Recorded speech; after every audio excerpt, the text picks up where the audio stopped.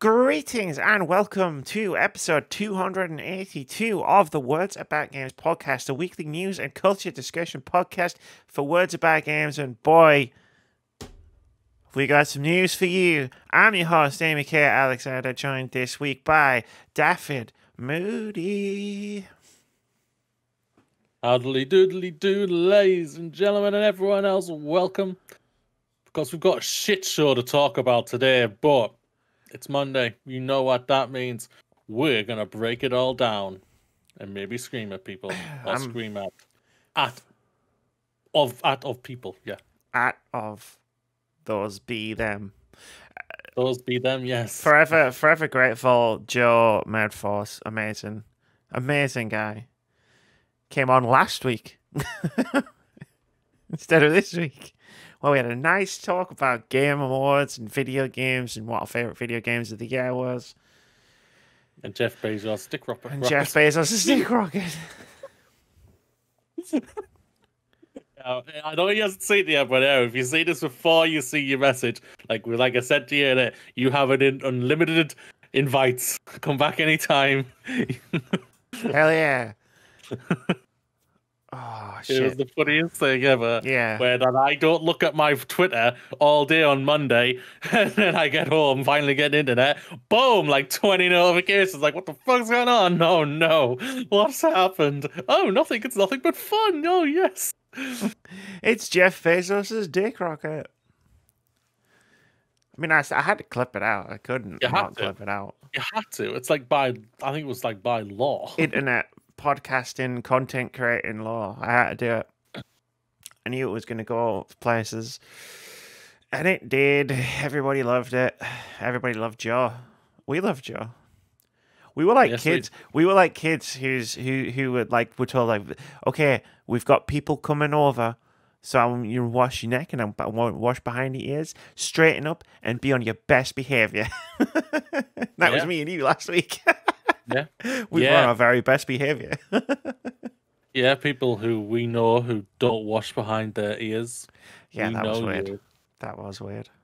And we're watching you. I loved how he thought that was normal. And then literally everybody in the stream was just like, what the fuck are you talking about? Of course you wash behind your ears on purpose. Why wouldn't you wash your ears? But I hope they're enjoying Ghostbusters. I can't watch it yet. It's not fair. I want to, but it'll keep. It's not going anywhere. Yeah, it's not. Unlike Star Trek Discovery. Did you enjoy the first episode of Star Trek Discovery? Oh, that went somewhere. 2022, baby. I watched the first 2 episodes of the live-action Cowboy Bebop, so... Oh, nice. I didn't. Oh. It's on Netflix. Yeah. I watched Avatar. The next episode must be a good one because it's 44 minutes long. What are you on? What season are you on? I'm on season 3. For episode 44. So what are you you gotta be in midway then. About. Yeah. You're in the midway then. Must be near there, I guess. I don't know. I try not to look ahead at like the episodes and the stuff. If it's a 44-minute episode, I know where you're at. But I sat down to watch it at some point where I was like, oh, I've got like 20 minutes. I can watch an episode of Avatar. Click. 40 minutes? I don't have that much time. Damn it. That's why I knew it was 40-odd minutes.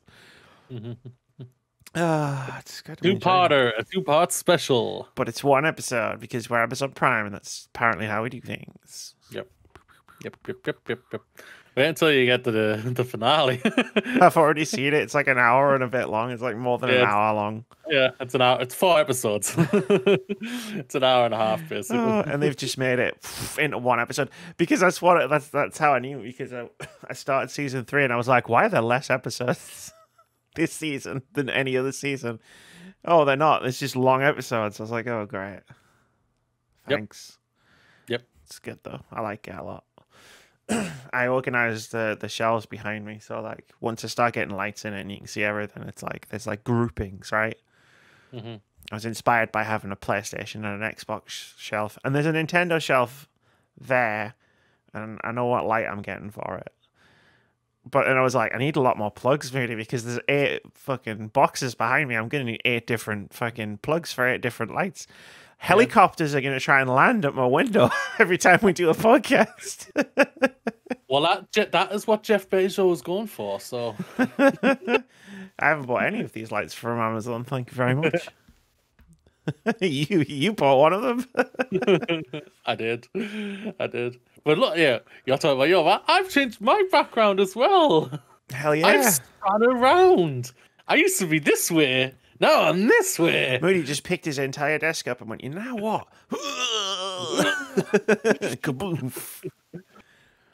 And I was like, "Oh, my old man back!" Then I just went,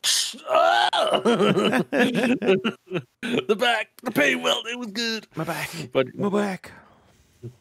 Something like that. But no, yeah. I've changed it around, and as people, people won't know. They won't know Amy. She's here. She's here. You can't see her, but she is here.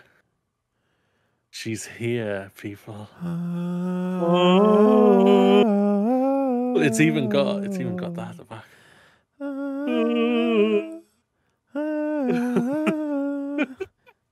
It's even better, Mooney, because I fucking played it. I know you did. You did. What a world! What a world we live in.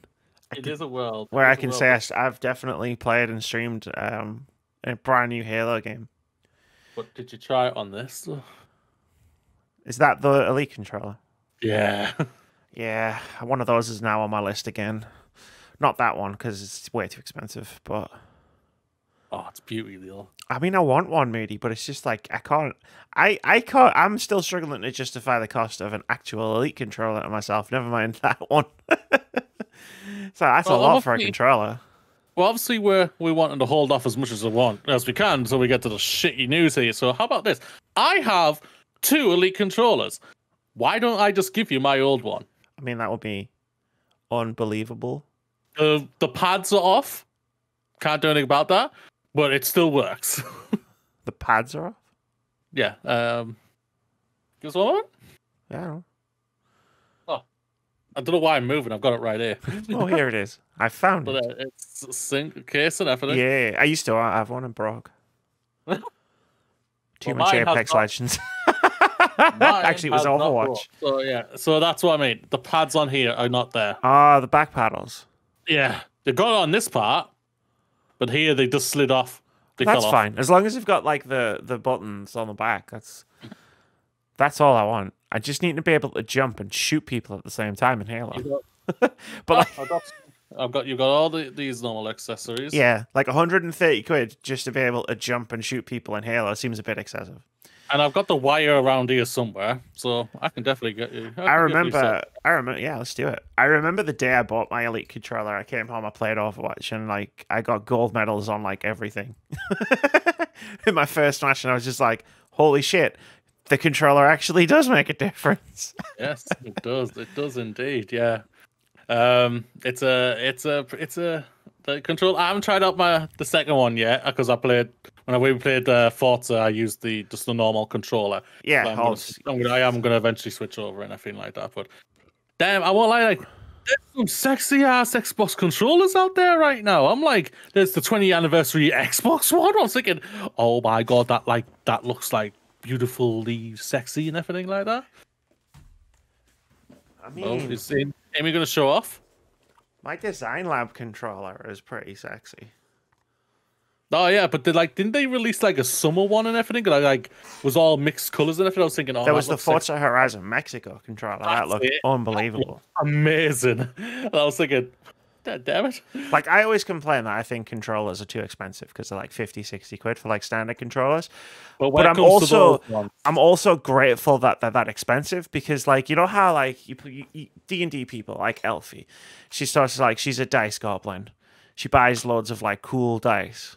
And she's just got fucking dice everywhere. Like, I would be a controller goblin. Like, if I could, I would have, like, those shelves would just be full of controllers. Yeah. That's what I was saying to myself. I was thinking, oh no, I can't have a third addiction to buy stuff. I've already got it with the Eagle Moss and the Funko Pops. I can't do it for Xbox controllers. My partner will strangle me. And the just off camera pile of books. Yeah. I'd go Audible. I'm okay with that. But yeah, it's just like I'd buy so many controllers, really. Like it'd be disgusting. It would be disgusting. It would be. I was looking at the red PlayStation 5 controller. Oh, it's so nice, and I'm just like, it's more burgundy, isn't it? Yeah, it's like it's a really nice shade. Yeah, beautiful. Yeah. And it's better than the white because I don't like white controllers because they get dirty too easily. Like they get dirty. They get dirty. They get dirty.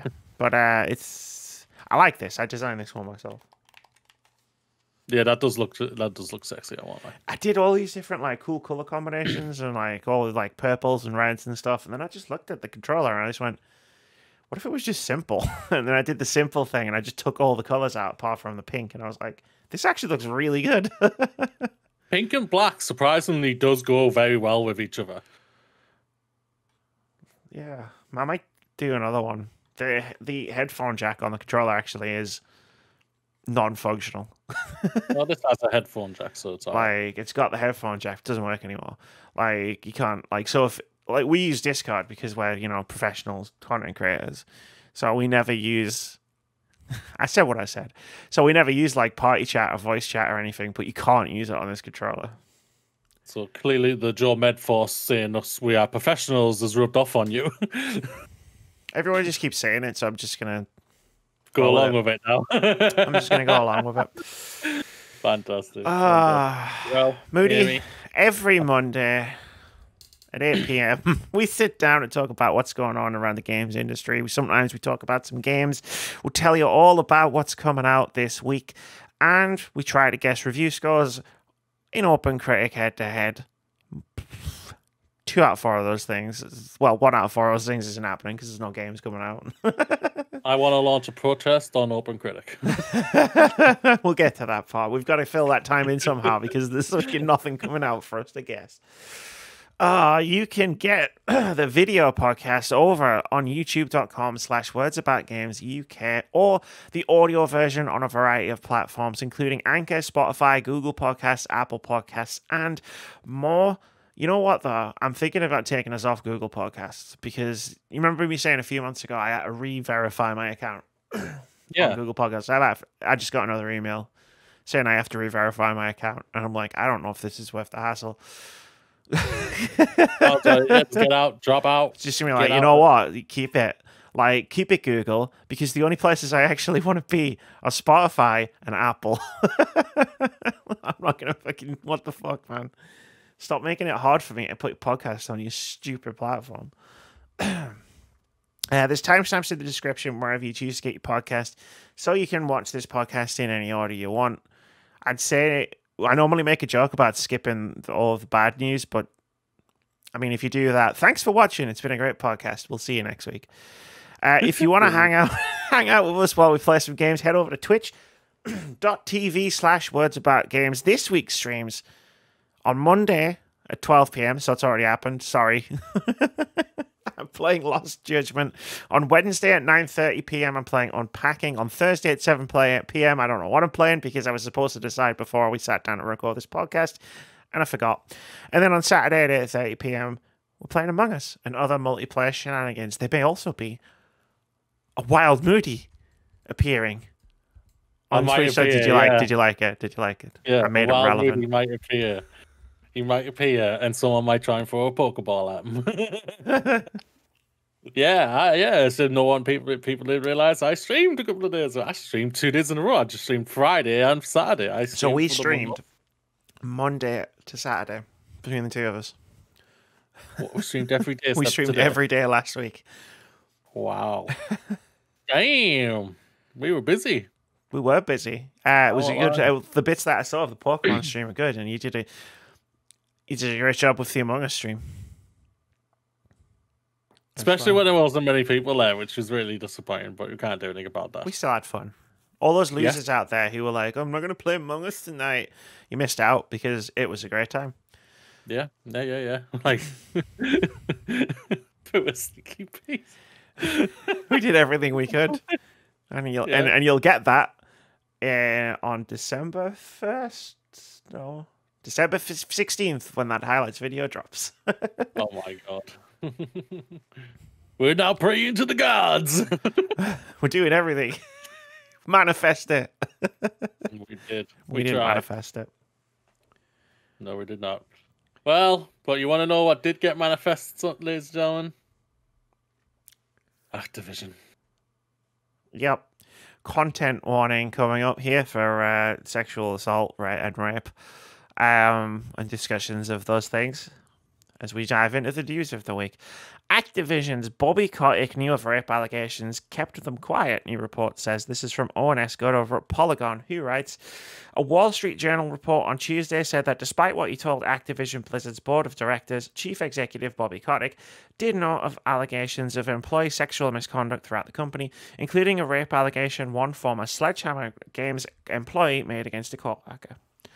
Kotick, says the journal, cut his own salary and promised zero-tolerance changes to Activision's harassment policy after the newspaper asked questions regarding the Sledgehammer rape allegation last month. Tuesday's report depicts Kotick... Tuesday's report depicts Kotick, Activision's boss for the past 25 years, as minimizing the problem to his board, if not outright hiding his full knowledge of it from them. The journal's report also mentions an incident at Treyarch in which the Call of Duty Studios co-lead was accused of sexual harassment and that Kotick intervened to limit disciplinary measures meted out against the accused employee, Dan Bunting. Activision responded to the journal with a written statement saying Kotick could not, quote, reasonably be expected to have been updated on all personal issues, end quote. A statement from Activision's board said Kotick had kept them, quote, informed at all times with respect to the status of regulatory matters, end quote, and denied that Kotick minimized the scope of the problem or said it was limited to Blizzard Entertainment's work environment. But the journal's lengthy report, documented with internal memos and emails, at least casts Kotick's response, since Activision was sued by California regulators in July, as negligent and focused on damage control rather than acknowledging or cleaning up a toxic workplace culture. After news of the allegations broke, Activision was hit with a shareholder lawsuit alleging that Kotick's negligent management, as well as several allegedly false statements to investors that omitted mention of the sex harassment charges, tanked the company's share price. The allegation regarding Sledgehammer Games also extends the scope of the problem at Activision, which publicly had been thought to be contained to Blizzard Entertainment, the makers of the Warcraft, Diablo, and Overwatch franchises. Sledgehammer Games is a Call of Duty studio and developed Call of Duty Vanguard, which launched 2 weeks ago. The journal says that a lawyer for the former Sledgehammer employee sent an email to Kotick himself alleging her client had been raped in 2016 and 2017 by a supervisor at the studio. After taking that accusation to Sledgehammer's human resources officers, nothing happened, leading to the email to Kotick and the threat of a lawsuit. Activision, the journal reported, quickly settled the matter out of court, but Kotick did not tell the board of directors about the alleged rapes or the settlement. Kotick, the journal said, also drafted the notorious email sent out by Fran Townsend, the company's chief compliance officer, which resulted in an employee walkout at Blizzard. Activision employees singled out Townsend for an abhorrent and insulting response in the crisis's early days, and Kotick later apologized for the company's tone without saying he was directly responsible for the memo. Townsend, quote, should not be blamed for this mistake, end quote, an Activision spokeswoman told the journal. Nonetheless, she was excoriated in news reports about the memo, deleted her Twitter presence in the social media aftermath of that, and left her position as executive sponsor of the company's internal women's network. She is still with Activision and is one of very few women among its senior executive ranks.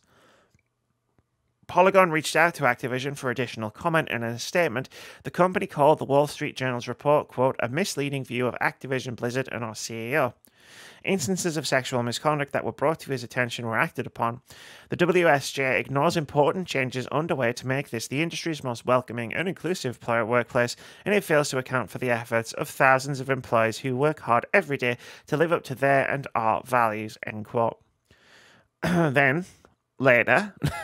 The co-head of Call of Duty developer, this is from a different story, Treyarch, Dan Bunting, who you might remember as a person I just mentioned in the previous news story, has left the studio after a Wall Street Journal investigation into a sexual harassment claim against him from 2017. Bunting's departure is part of a larger story about Activision Blizzard CEO Bobby Kotick's awareness of and response to serious sexual harassment allegations at the publisher's own studios, including Sledgehammer Games and Treyarch.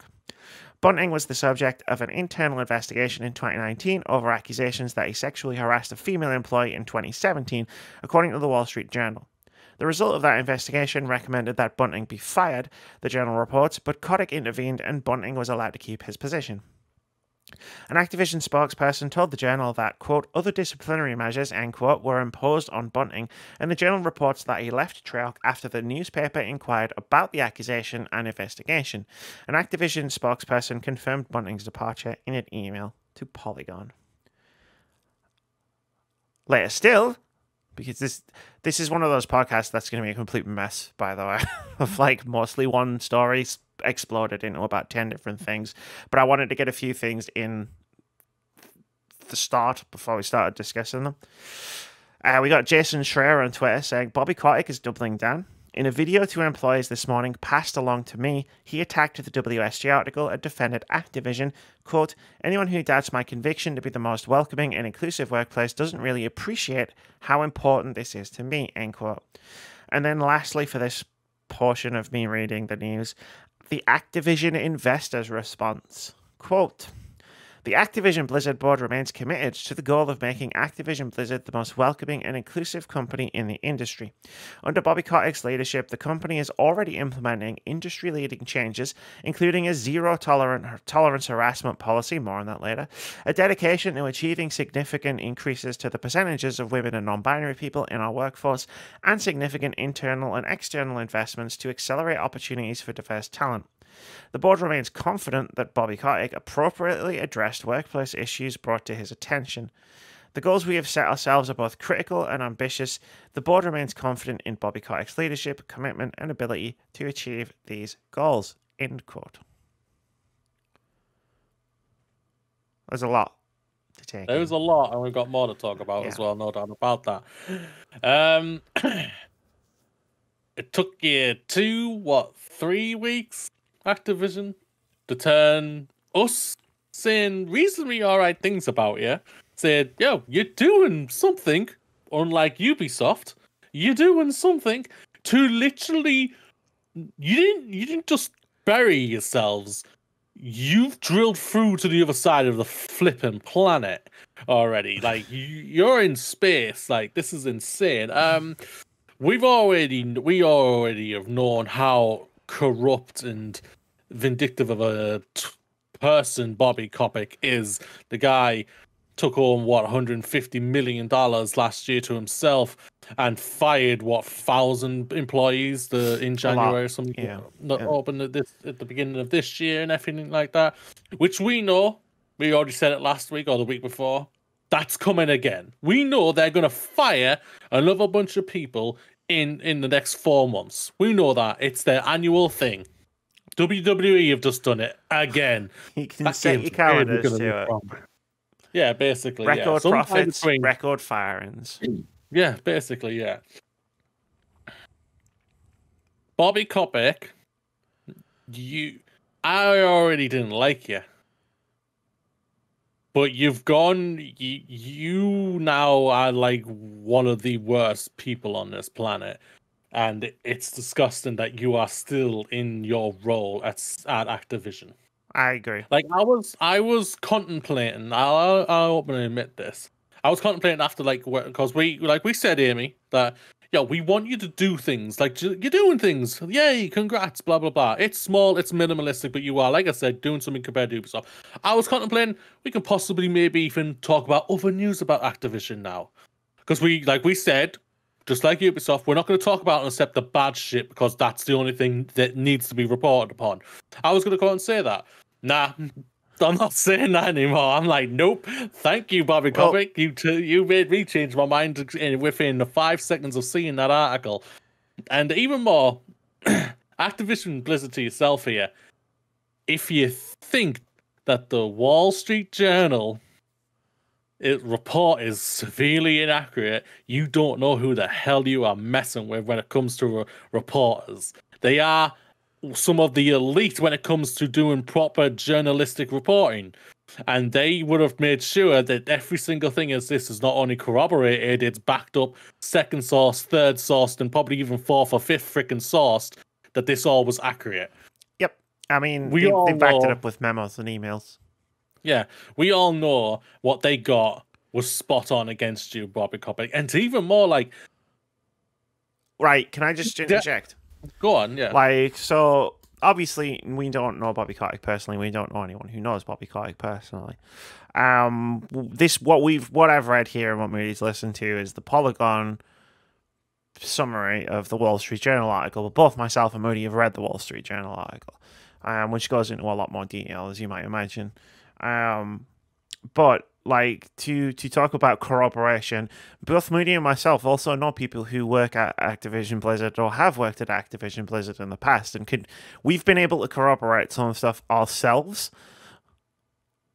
in terms of like the workplace culture or the videos that Bobby Kotick puts out every now and again. So like it's not like we're going into this going, yes, I blindly trust, which I do. I blindly trust the journalists at the Wall Street Journal anyway, but it's not like I have to. It's not like you have to, because we both know and have to talk to multiple people who know because they have worked there before. Yeah, there's no doubt about it, yeah. So to go back, what I was going to say, I was even going to say, you even threw one of the people under the bus in Fran Townsend, who we even slated when the whole thing came out about her and everything, and she's still a despicable, deplorable person. Let's just be frank here. But you threw her under the bus, and they come out and say, "Oh, I didn't know anything about it. Our memo was wrong and everything like that." You wrote it, you despicable human being. Like seriously, it's disgusting. And then let's just go to Mr. Dan Burton. Don't ever come into the video game industry ever again. I want you out. Don't ever come near it. I don't care who you are. Stay the hell away from the video game industry. You do not deserve to be in it. Technically going off what the report says, you should technically be flipping in jail. Like a lot of these people. I mean, if only the justice system worked that way, but that is a very touchy subject at the moment, right? Oh yeah. Especially what happened this week. Yeah. The industry. We and Amy, we both love the video game industry, but we also flipping hate it at the same time when we see these type of things. This has been our week, basically. Like, I mean, we've played games and we streamed and we had fun, and we chatted about Formula One and wrestling and all sorts of cool shit. It's not like we're just being consumed by this, but like at the same time, this has been all our Discord's been for since Tuesday, so like the last 5 days. And it's just been more of this.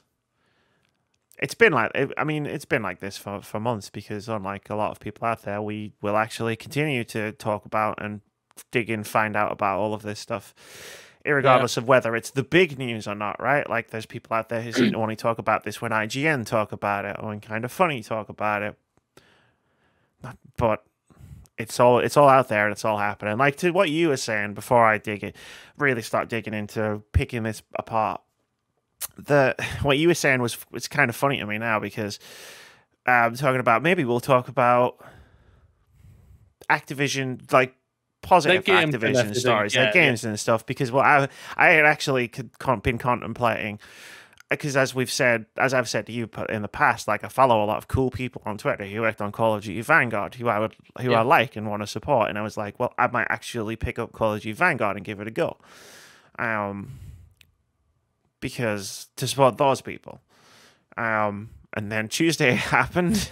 I think I woke up from a nap, and the first thing I saw on Twitter was this Polygon thing, and I just dropped it in Discord, and you were immediately there, and it all went from there. I hate the phrase "I'm not surprised by this." Like, I think it gets under my skin because a lot of people use it to try and dismiss a discussion of something. I'm not surprised by this, because we've talked about this with Yves Gilmour for the past 18 months. There's no way Bobby Kotick could possibly have not known about stuff that was going on. as it turns out, according to the Wall Street Journal, so I'm going to say Keith's thing of allegedly, like, as it turns out, like, the problems at Activision Blizzard were worse than we knew because we've been focusing on Blizzard, everything that came out about Blizzard Entertainment. But it turns out, Treyarch, Sledgehammer Games, things have been happening all across the company, which, again, we didn't know for sure, but we kind of knew, right? We knew that this was happening all across the company and all across the industry. Yeah. And Bobby Kotick has directly intervened in these matters to cover them up, to get them done quietly, so that something like this, what is happening right now, wouldn't happen. And that's just despicable. But Bobby Kotick has always been a despicable person. Like we said a couple of weeks ago when he got his pay dropped to the minimum that you can get it dropped in California. Like, this is performative. This is like, he's not doing this because he feels bad. He's not doing this because of any of the reasons that he said. He's doing this to try and deflect the heat. And it turns out we now know what the heat he was trying to deflect is. Because this was his response to being questioned about this by the Wall Street Journal, who had all of this information. Like, you go into the Wall Street Journal article, which I'll leave a link to in the description of the podcast, and there's even more information. There was a lawsuit. There was a lawsuit years ago, allegedly, which was dismissed. Which was settled. Sorry, out of court, not dismissed. Where Bobby Kotick threatened to have a female employee killed. And his defense of that was, well, I wasn't serious. I was just joking. It's like, Bobby, you're a CEO of a company. You can't go around, like, nobody on this planet can go around joking about having someone killed, but you're a CEO of a company. You definitely can't do that. Like, there's more detail than to what we're talking about here. It's a lot to take in. Again, here we are again, right, Mood? Here we are again. Like, here we are again. It's it's like it's incredibly difficult, like, to hear these type of things and hear all these things, but I'm glad it's out there. I'm glad it's coming out. Like, it needs to be out.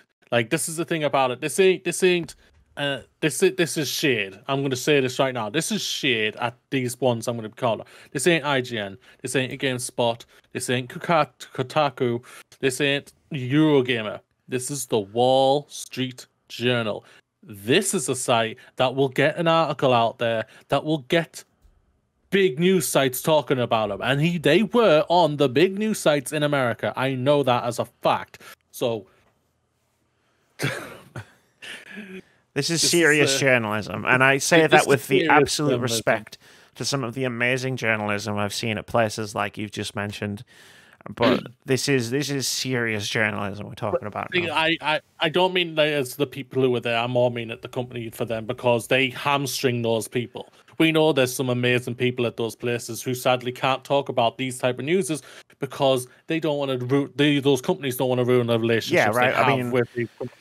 And we saw it not that long ago with IGN in terms of when they tried to do the thing for the Palestinian crisis. So we know that, like, it's difficult for big sites like that to even get going with stuff like this. Yeah, there's no doubt about it. So, like, there's... I'll say this right now. I don't think I'll ever play an Activision game ever again, as long as Bobby Kotick and his board are there in general. Because the board, like, they came out and they defended this. They came out and they are on the side of abusers, ladies and gentlemen, and everyone. They are literally on the side of abusers. And in case you didn't hear him the first time, I'll say it. They are on the side of abusers. And it's disgusting to think that. It's disgusting to think that all of this is happening. Like, right now, the only good thing is that their stock is tanking like crazy. But we know it's not going to hurt them in the long run, and we bloody know this. And that's the thing. What makes it even more worse. The only thing that's happened there's a couple of other things that we'll get into. But the one that I did smile when I heard that the staff staged another walkout again. They did. It was. It's not in here. But I was going to bring it up that it was a very impromptu walkout, so it wasn't like it wasn't as organized because it kind of happened on the day that all of this happened. We'll probably get into it when we talk about the petitions. Yeah, but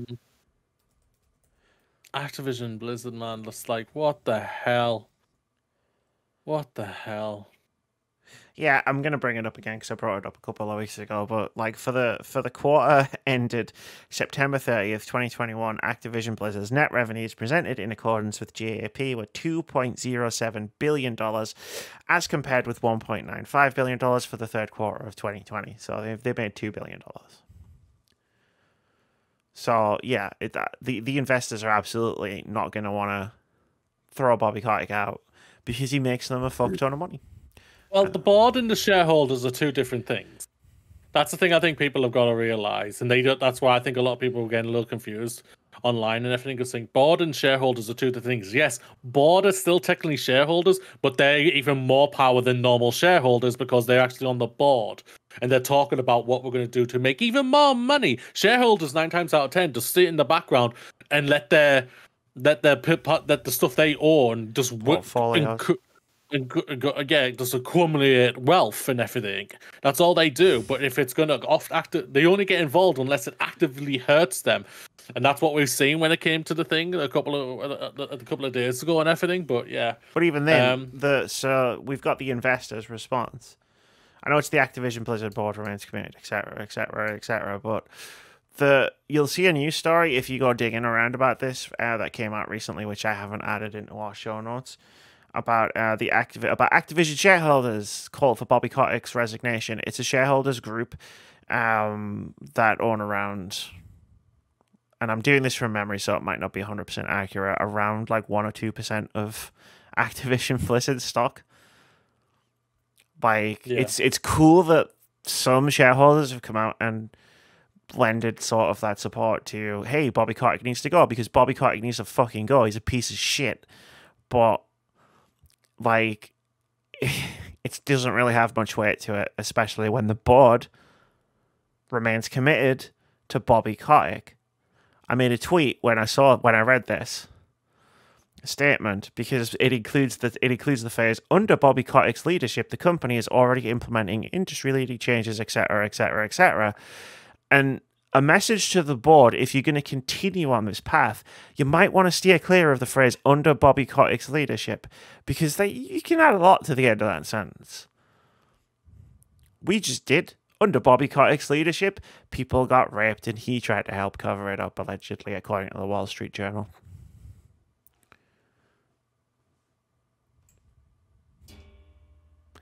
I just hit my thumb off the spring of my... of my microphone, and I made a sound effect at the end of that sentence. It went bong. Oops. I didn't mean to do that. Serious podcast. That's why I said, wait, where's my eyebrow when he said professionals again? Okay. Yeah. Let's continue with the shit fire that is Activision Miami. Oh, can you imagine how bad a shit fire would smell? Like, on top of the fact that there's a fire, like, it would also smell terrible. Yeah. Fires don't smell that great in their first exactly, place. Exactly, right? Yeah, but if it's a fire of just shit.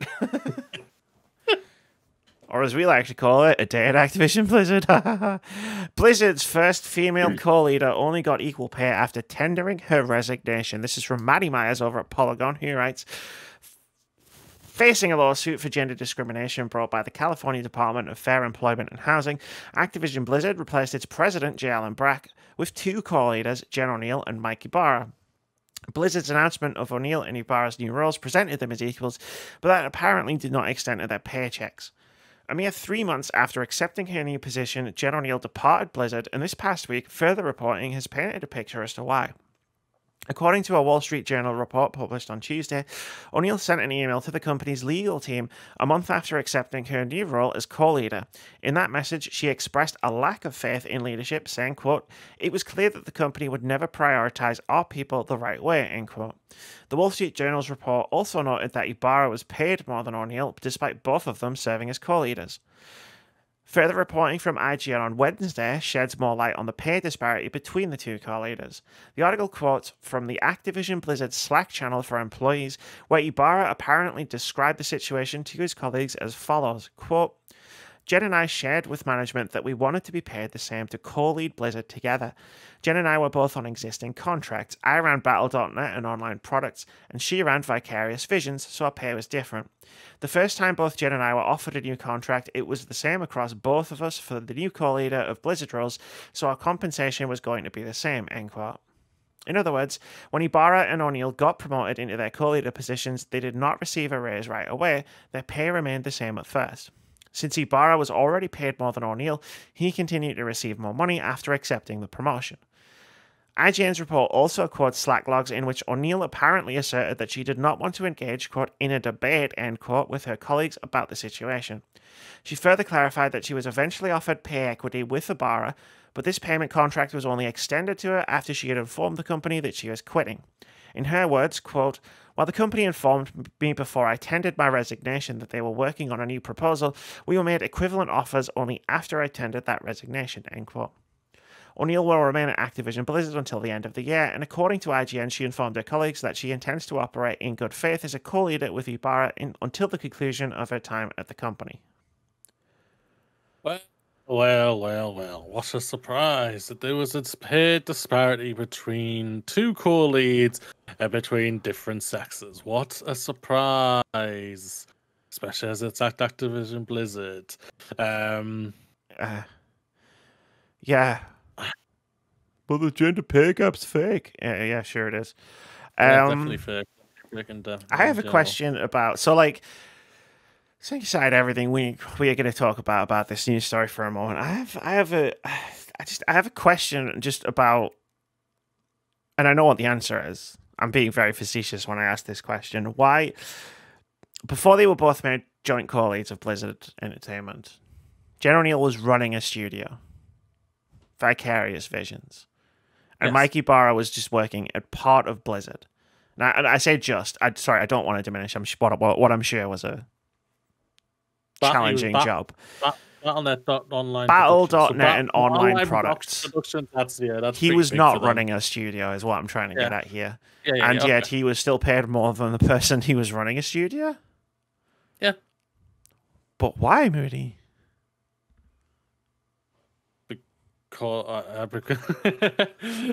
I'll say what Samantha Carter says on the first episode of Target SG1, because her reproductive organs are inside and not outside, basically. But she could still kick ass, and she was amazing. Captain Carter, Colonel Carter, Major Carter, Colonel. She's full-blooded colonel. She was all of them. She was all of them. Yeah, Captain, Major. Yeah, it was because she was a woman. I get it. Like, it's just, that's the part of the story that first jumped out at me, where I was just like, why was she already on less money? She was running Vicarious Visions. You were responsible for Tony Hawk's last year? I believe so. I'll double check. One of the most highly critically received games of 2020, as opposed to the game that Blizzard released last year, Warcraft 3 Reforged, one of the biggest disappointments of 2020. But hey, what do I know? I'm just a podcaster. You see me? That's true. We are just podcasters. This has been the thing that's been as old as time. Everybody, it's disgusting. It's wrong and it's despicable. It's even more worse than that. I was thinking that going off how it says, like, she arguably had a higher position even in him anyway, and she was on a lower wage than him, and that just makes it even worse. I'll say one thing to both of them and to both of them in general: do not take a promotion without getting your contract sorted or making sure your pay's been put up to you. I can appreciate the opportunity may have been awesome and everything, but for me, you go say, excuse me, no, I'm not signing anything until you give me a pay rise. I'm in a higher position now, and I'm co-leading this company. You want me to lead Blizzard? Blizzard, have you seen what's going on right now? There's a fire behind me. I don't know how to put it out. Yeah. So you give me that money, and you make sure that you are equal pay and everything before anything. That's just me personally. There, like, for me, we are. Like, I think she's going to do amazing things after she leaves. I think we all know this and everything. And like we talked about her when she tendered her resignation. Last week or 2 weeks ago, one of the two. Like 2 weeks. It wasn't last week, so it must have been 2 or 3 weeks ago. And like I didn't know that much about her before she resigned. But like paying attention to what people were saying on Twitter, like people whose opinions I respect and trust, like it seemed like Blizzard was actually losing someone good, which was a shame, especially at the moment. But also at the same time, like if anyone good wants to get the fuck out of that company, do it, because it's not a great place to be, and I fully respect anybody who feels the need to get the fuck out of there. But someone like the disappointing part is that like Blizzard and Activision Blizzard as a company as a whole, not just Blizzard Entertainment, need people like Jen O'Neill if they're gonna be able to turn this around. Not for Kotick and the investors on the board, but for the people who work there, who deserve so much better than they've been getting for the past 25 years under Bobby Kotick's leadership. Yeah, no doubt about it.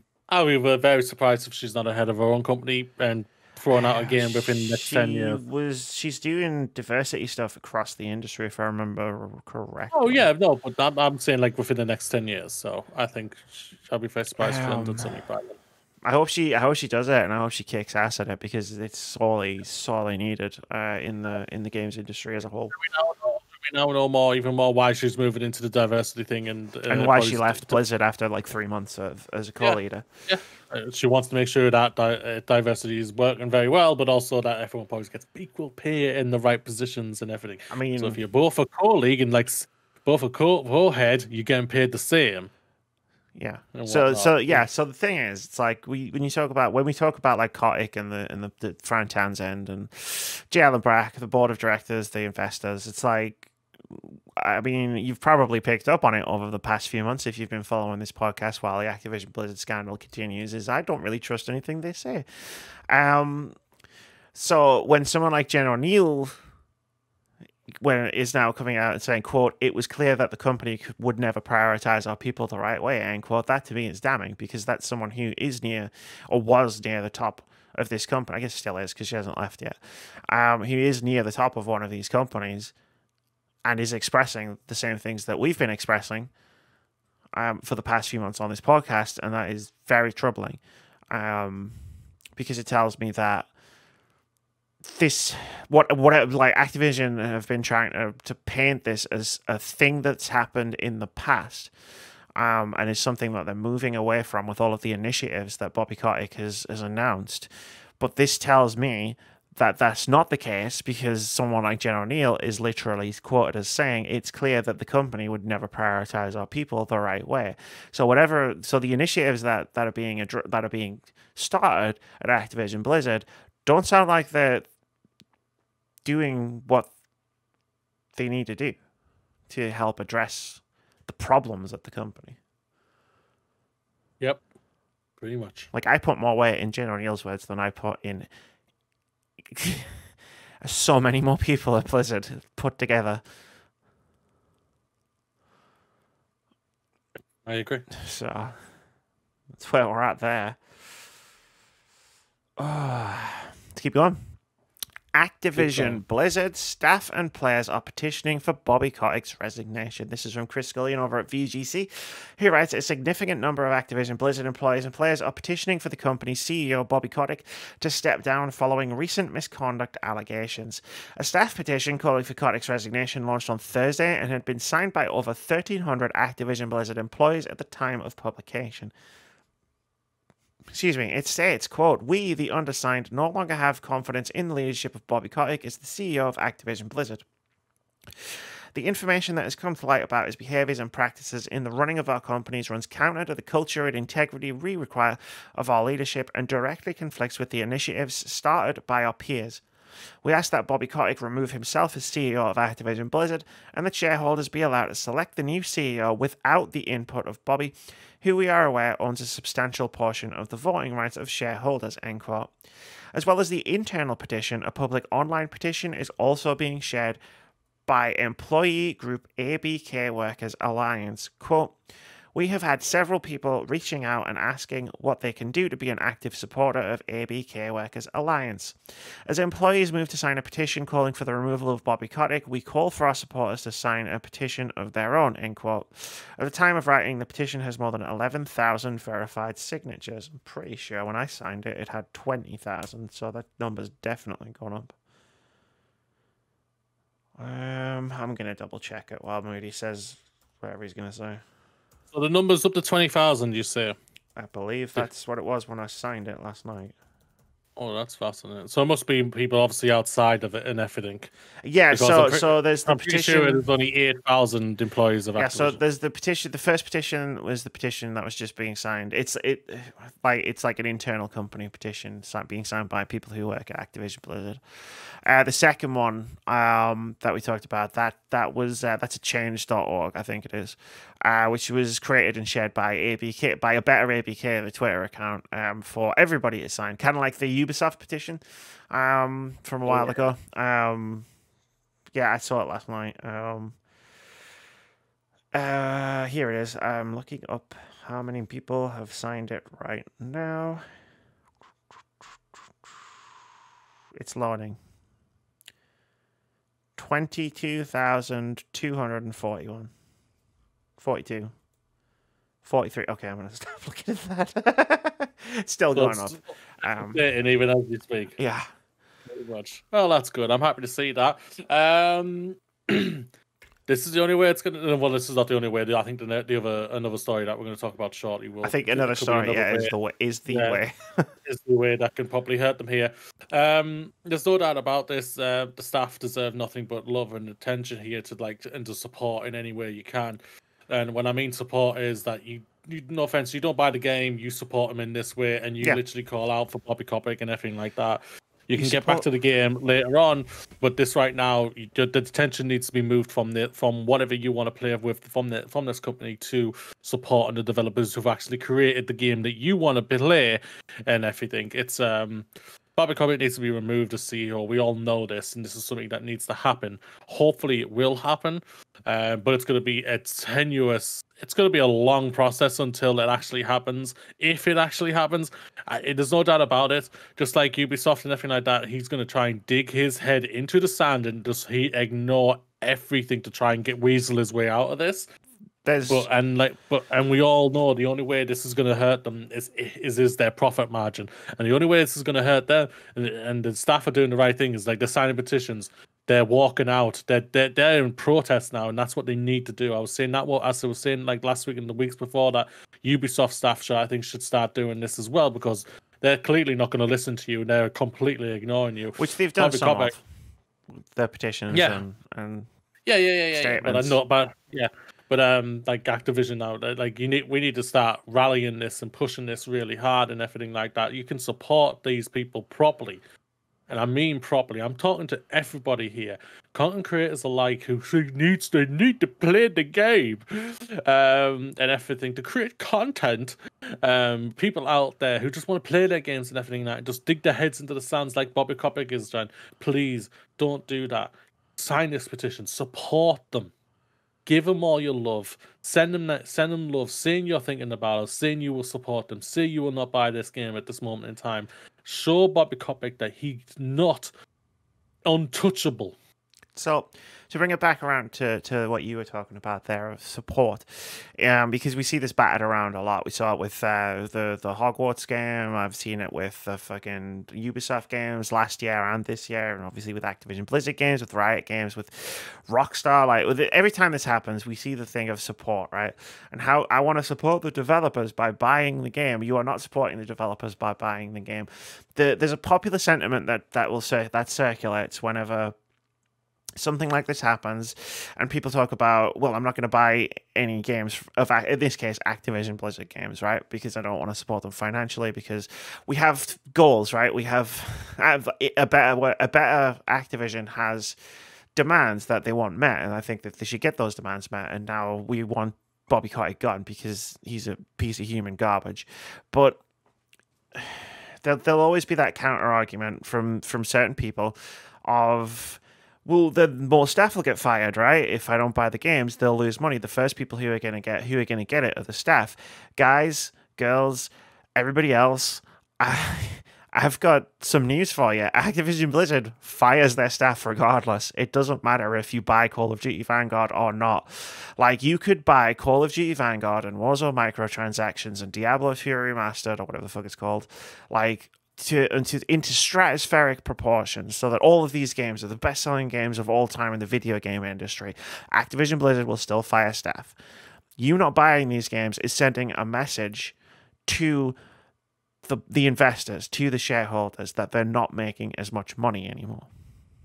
Staff will still get fired. That is true. Staff were always going to get fired anyway. I'm sorry. That is the cold, hard reality of this situation. Either way. The best way you can support the staff right now is to do what they're actually asking you to do. Sign the petitions. Support them on Twitter. Support their action. I get it. You want to play Call of Duty. You want to play Diablo. I like Call of Duty. I talk shit about it for the past few years because I think it can be better than it is. But I do like it. And I did miss playing Call of Duty this year. But I'll get over it because supporting people who are in a terrible workplace, who are being abused, who fear going to work, is way more important than me being able to play and make content about Call of Duty or Overwatch or Diablo or whatever else is coming next from Activision Blizzard. There are some things that are just more important than being able to play a video game. And a lot of the general game-playing public won't know anything about this. So I guess at this point, I'm kind of addressing other content creators and people who are a part of this industry, not the industry. I mean, the industry of talking about video games, in that we have an opportunity to make a real difference by not letting Call of Duty trend, by not letting Activision trend for the wrong reasons because their games are out, by at the very least highlighting and addressing these things while we talk about the games at the same time. Instead, what we're doing is we're playing Warzone and we're playing Call of Duty Vanguard and we're playing Far Cry 6 and we're just consuming them uncritically. And we're not challenging anybody in our audiences to really think about what's important to them and where they stand. And we're not giving the information to people. There'll be people out in there in certain people's audiences who have no idea what's going on. And that's on us to stand up for the things that we think are right. Yeah. Should we move on? Yes. There's a theme to this podcast. I don't know if you've picked up on it yet. No, I have not. Activision Blizzard's zero-tolerance policy on harassment won't apply to Kotick, staff reportedly told. This is from Tom Phillips over at Eurogamer, who writes, Bobby Kotick was again defended by Activision Blizzard leadership during a company meeting where employees were told its new zero-tolerance policy would not apply to claims made this week against its CEO.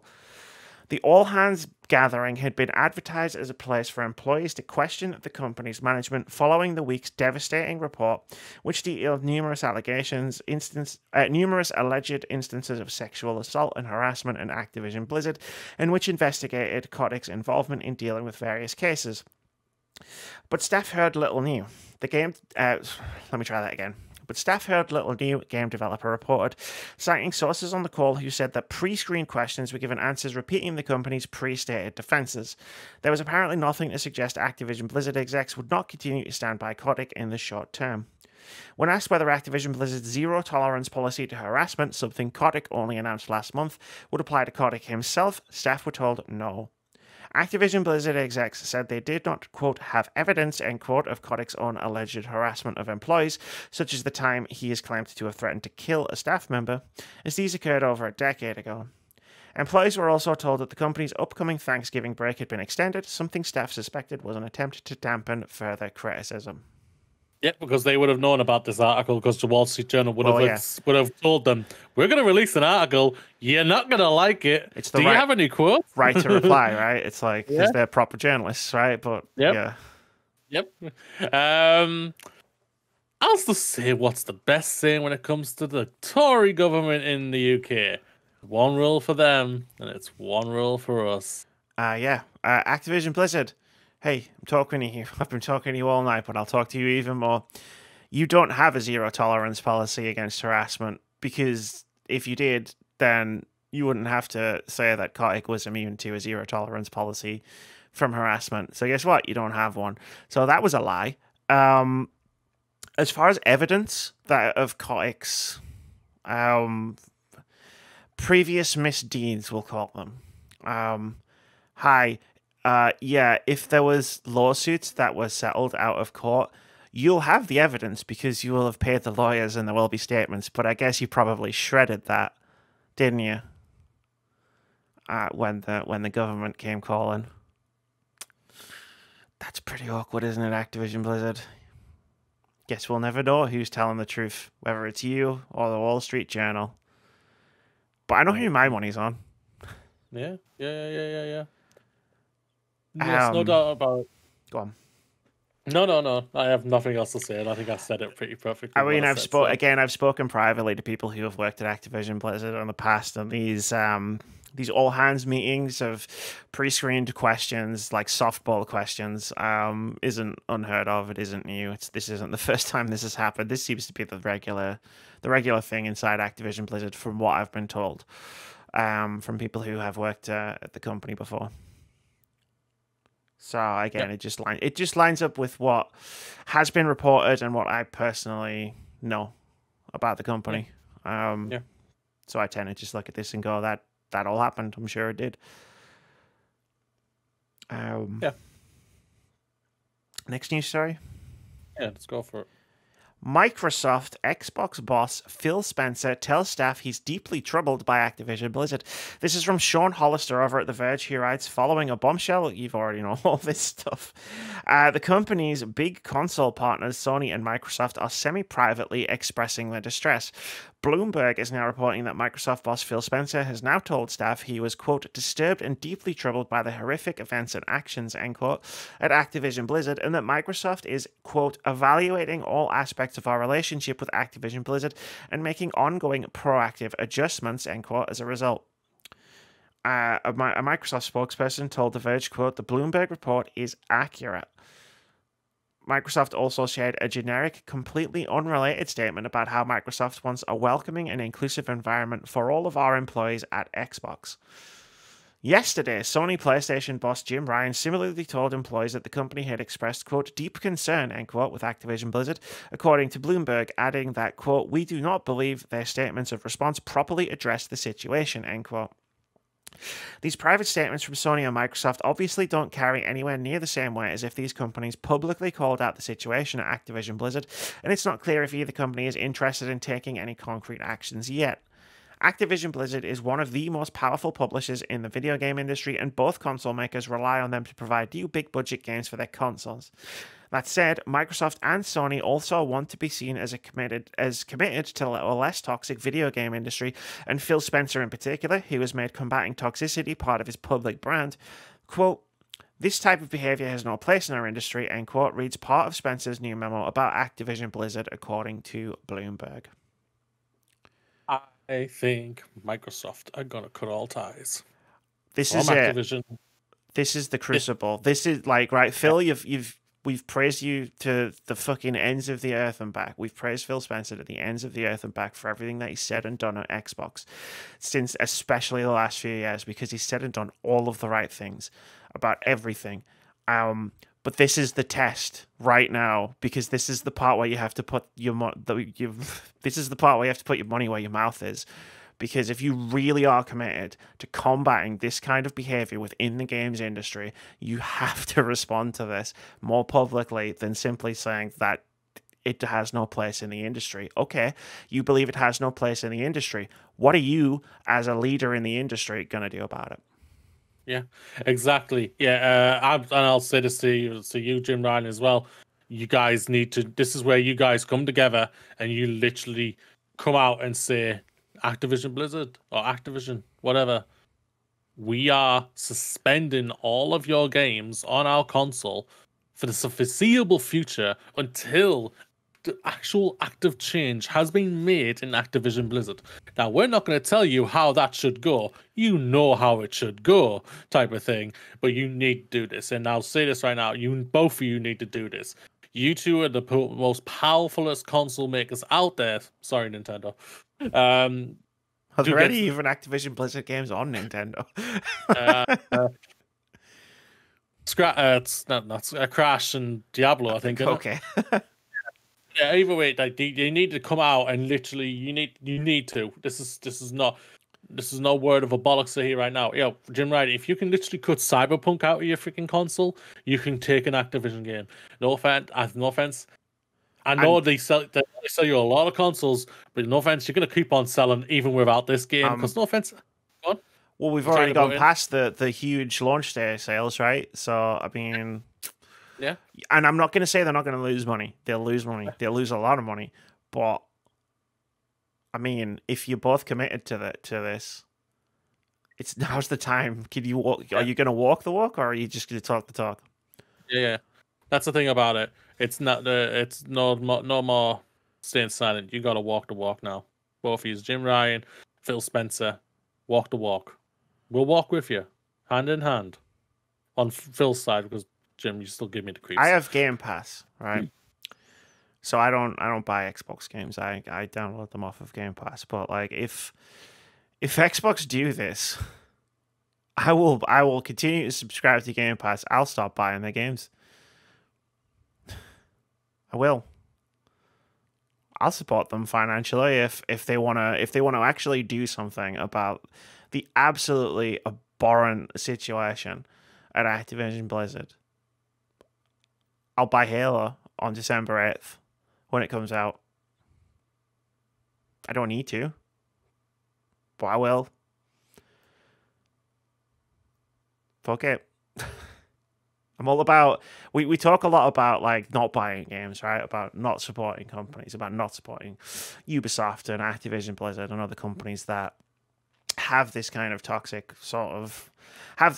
workplace culture and abuse people and use people up, but we never talk about the flip side of it. And it's like, well, let's support the companies that actually take a stand to do something about it. Yeah. In a real way, not just in, well, this is pointing at it from a distance and saying, well, this sucks. Like, in a real, meaningful, measurable way. Because I guarantee, if either console maker did something like what you're suggesting, Moody, Bobby Kotick will be gone yesterday. Because Microsoft or Sony or both would start losing a lot of money, but so would Activision Blizzard. That's the thing about the one who is the more likely to do it is probably Activision. No, it's Microsoft, because not only they out money, they're richer than Activision either way, but they don't have the security deal when it comes to compared to what Sony has. Sony obviously has the marketing rights when it comes to their Call of Duty games, so I don't know about the legality terms about that or anything like that. I'm not saying it's easy and not complicated. Yeah. I'm just saying, like the more logical one is probably going to be is probably going to be Microsoft, because Microsoft are in a whole different ballpark when it comes to even thinking about their AAA games in general. So, yeah. You're right. But yes, both of you should do it either way. Yes. It's time to back those words up, right? And if you're feeling left out, Nintendo, you do as well. Come on in. Come on in, Nintendo. Come here, Nintendo. Come here. Let's go. Come on. Go on an adventure, Nintendo. Yeah. Cut that Crash Bandicoot out. No one liked him anyway. And get rid of that Diablo. No one likes them anyway either. Feel like one of your fanboys at me right now. You just made all the fanboys angry simultaneously. They all screamed out. Welcome to the club. It's great. I have no joke. I have been called a PlayStation fangirl, an Xbox fangirl, a Nintendo fangirl, an Xbox hater, a PlayStation hater, and a Nintendo hater, sometimes simultaneously. It's special. It's called having a nuanced opinion, right? But it's it's wonderful existing on the internet sometimes. It is indeed. You want to know, ladies and gentlemen, it has been over 100 days since we signed the open letter at A Better Ubisoft to set out and support the key 4 elements that they are demanding the Ubisoft to come to the table with. None of their demands have been met. So we will continue to call them out with the tweets that Amy are going to talk about now. Exactly. So Better Ubisoft, so as Mooney pointed out, the podcast? On the podcast. This is the podcast. The Twitter account, the Better Ubisoft Twitter account has been posting on their Twitter some of the reasons that have been shared. Wow, you got bright really all of a sudden there. Jesus. I opened the wrong tab. I opened my calendar open and it went right. Yeah, there are some of the reasons that have been shared by people signing the petition, including one reason by our very own superstar podcast host, Stafford Moody. No one knows that. No one knows that. Don't tell them that. You said it last week on the podcast. Oh, damn it. You went, one of these is mine. No. But no one knows which one, so it's fine. I mean, I do, because I sent a screenshot of it, and I sent, was this you? And you went, and I was like, I know you so well at this point. Oh my God. So these are the tweets. They're from the past week. Number 1, I support a better Ubisoft because it's astonishing how little leadership seems to care about improving Ubisoft's widespread reputation as a toxic workplace. Fans have noticed the mass exodus of talent in recent months and are losing faith. Next up, I support a better Ubisoft because I used to be a fan. I even was selected as a star player, but learning about the abuse as soon as the victim stepped forward last year, 2020, really made me disappointed at the leadership, and I've gotten more and more disappointed ever since. Ugh! I scrolled down and there was a picture of Bobby Kotick. Smiling there. He has the evilest devil-looking smile ever. It's creepy as hell. It took me by surprise.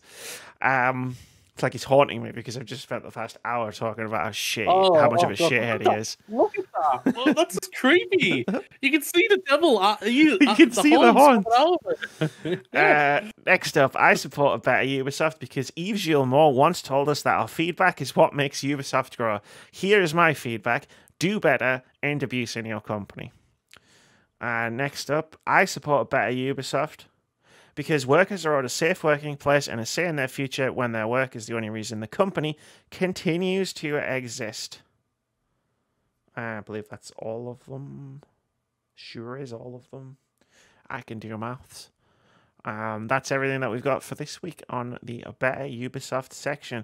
As I've said to Moody, and as I will continue to say, other people might stop talking about this, but we never will until it's fixed. If I have to talk about this until I'm dead, I'll do it. I hope I don't have to. Because that's a long time, hopefully. I'm going to stop before I jinx myself. Please do. Oh, dear. Oh, dear. Oh, dear. Where we go? Where are we? We're here. Okay. Shall we keep going, Mooney? After I just made that lovely noise into the microphone. Before we go on, our friends, the eagle has landed for them. They're in Ghostbusters. Huh? Our friends are at Ghostbusters. Oh, okay. I've got a message off Phil. That one. Got a message off Phil. I'm not going to read it yet, though, because this will become words about Ghostbusters, the joke we made last night.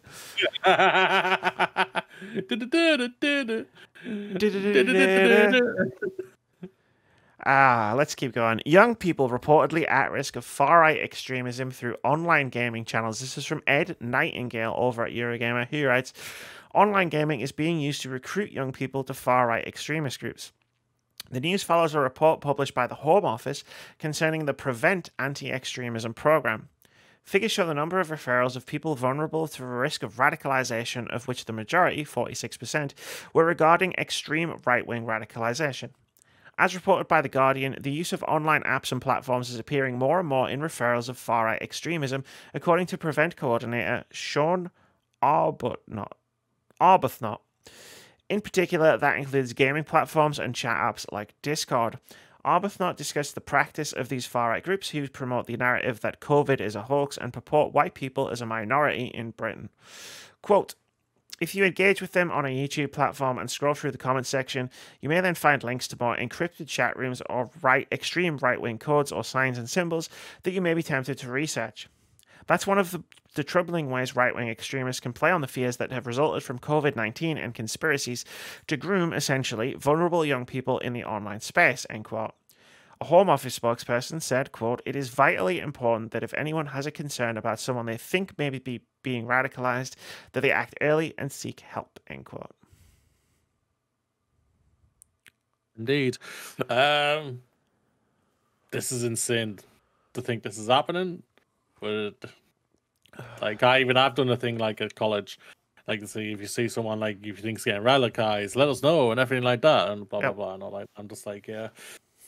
I won't lie, they got the lengths they are going to try and survive. Because they know the right wingers, you know your day is numbered. Oh god, I wish. Your day is numbered. Maybe not in our lifetime, but your days are numbered. We all know this. It's coming. We all know that the youth are a lot more progressive than have you met Gen Z? Old. Those guys are fucking crazy. That's true. That's true. They'll just run up to a fucking police officer and punch him in his fucking helmet. What age group is that again? Gen Z. That's the thing. When you see Z's and X's and all wait, like hold that, on. I figured this out. I know loads of Gen Z people. I prefer. It's weird, Moody. I like hanging out with them. They get me. It's from 1997 to 2012. People who were born between 97 and 2012. Oh yeah, but no, yeah, it's like we all know, like the youth are a lot more progressive than the older generations and everything like that. We all know that. It's facts. It's out there. So that's why I say like the right wing extremist groups, your days are numbered. It's happening, but it's going to be a slow burn and everything. But progress always is and it always will be. Unfortunately. There's no doubt about it. So to go to these extreme lengths, wow. Well, but when your thing is extremist groups, I guess you'll do anything. But yeah, this is terrible and it's very worrying. So, like, you do not read a YouTube comment. Do not go into the chat forms of YouTube comments. So stay out of it. Watch the content you want to watch, but stay out of the fucking the chat room. It's a cesspool of shit. Oh no, go on. Like I love Wrestle Talk. One of my favorite YouTubers out there. Like I think the content they do for wrestling is incredible. But I stay the fuck out of their chat. I'm like, no way am I going in that. There's an issue as well with. I mean, this is obviously a big concern. Yeah. But there is also the problem of algorithms feeding people into far right actual content. Like, it's all well and good saying to stay out of YouTube comments, stay out of Twitter threads and stuff like that. Like, I'm a sadomasochist. I go into those things. Like, when I see some kind of trans-related tweet that's gone viral or semi-viral, I click it and I scroll through and I find all the TERFs and I block them. Like, I am a sadomasochist when it comes to this shit.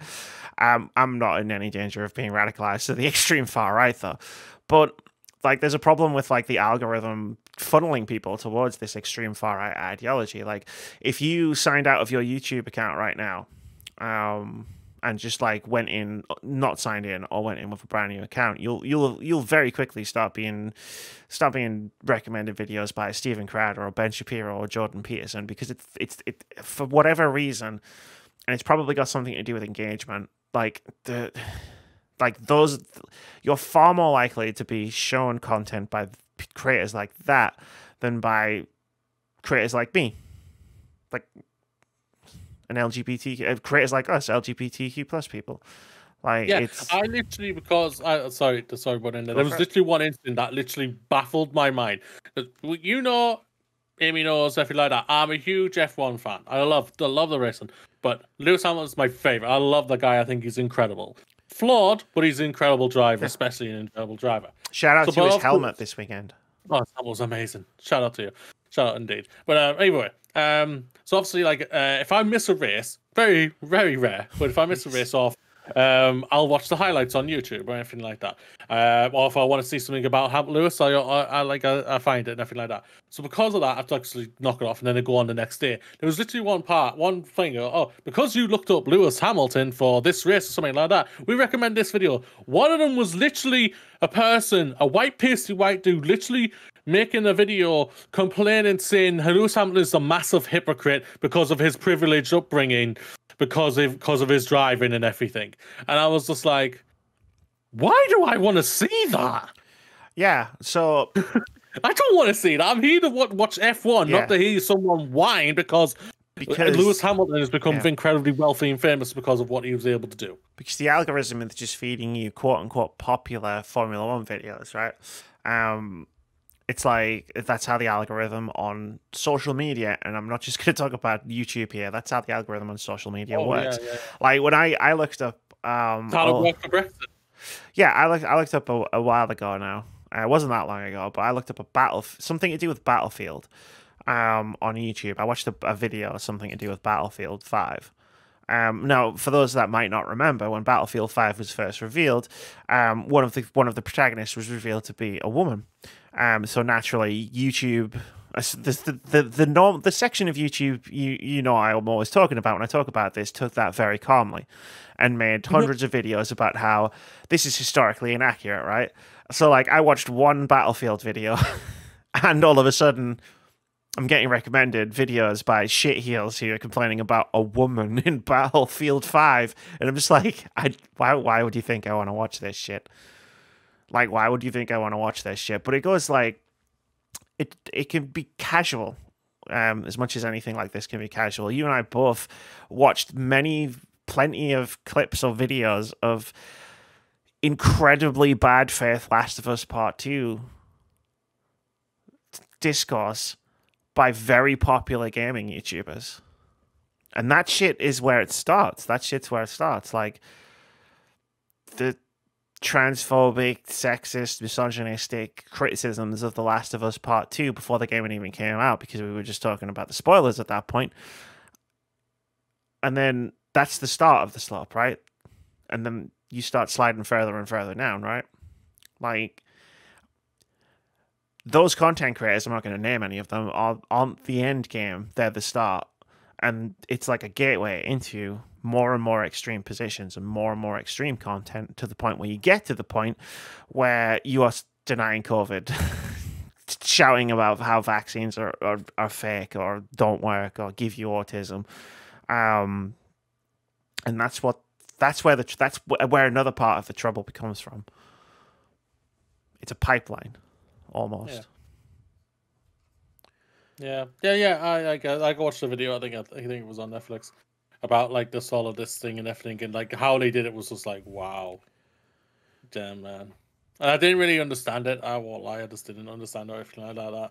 And I was just looking at it, I was thinking, and that's like, I think it was that video that basically made me go, yeah, I'm only going to have basically one social media outlet. And I was Twitter. I made a decision to stick on Twitter and everything like that. I don't know as much as like they're all a cesspool. They're all a cesspool of shit and everything like that. But yeah. So yeah, that's basically I just went nope.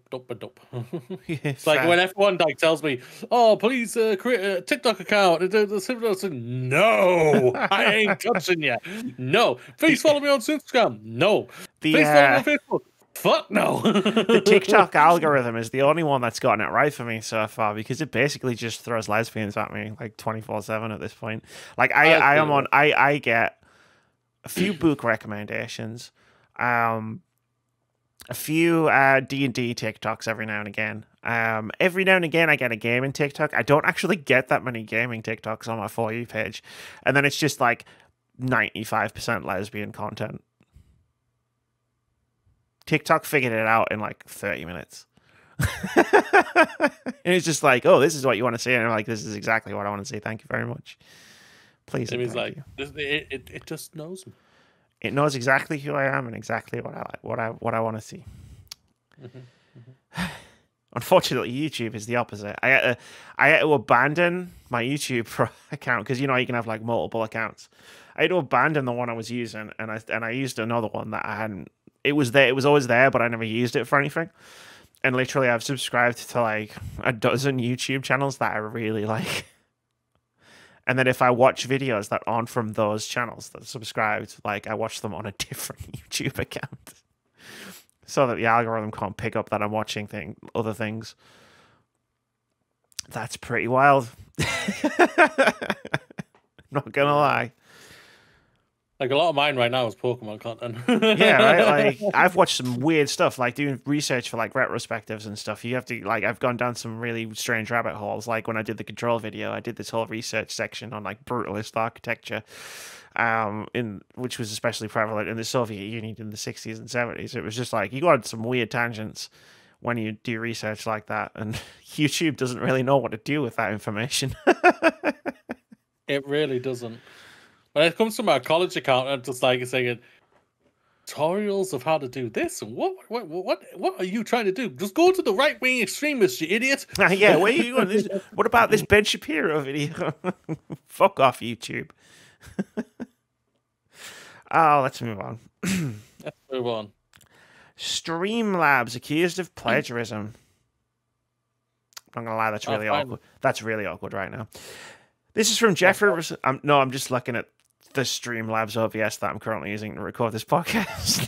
Oh, okay. I'm making a self-deprecating joke about and I'm time to switch yet.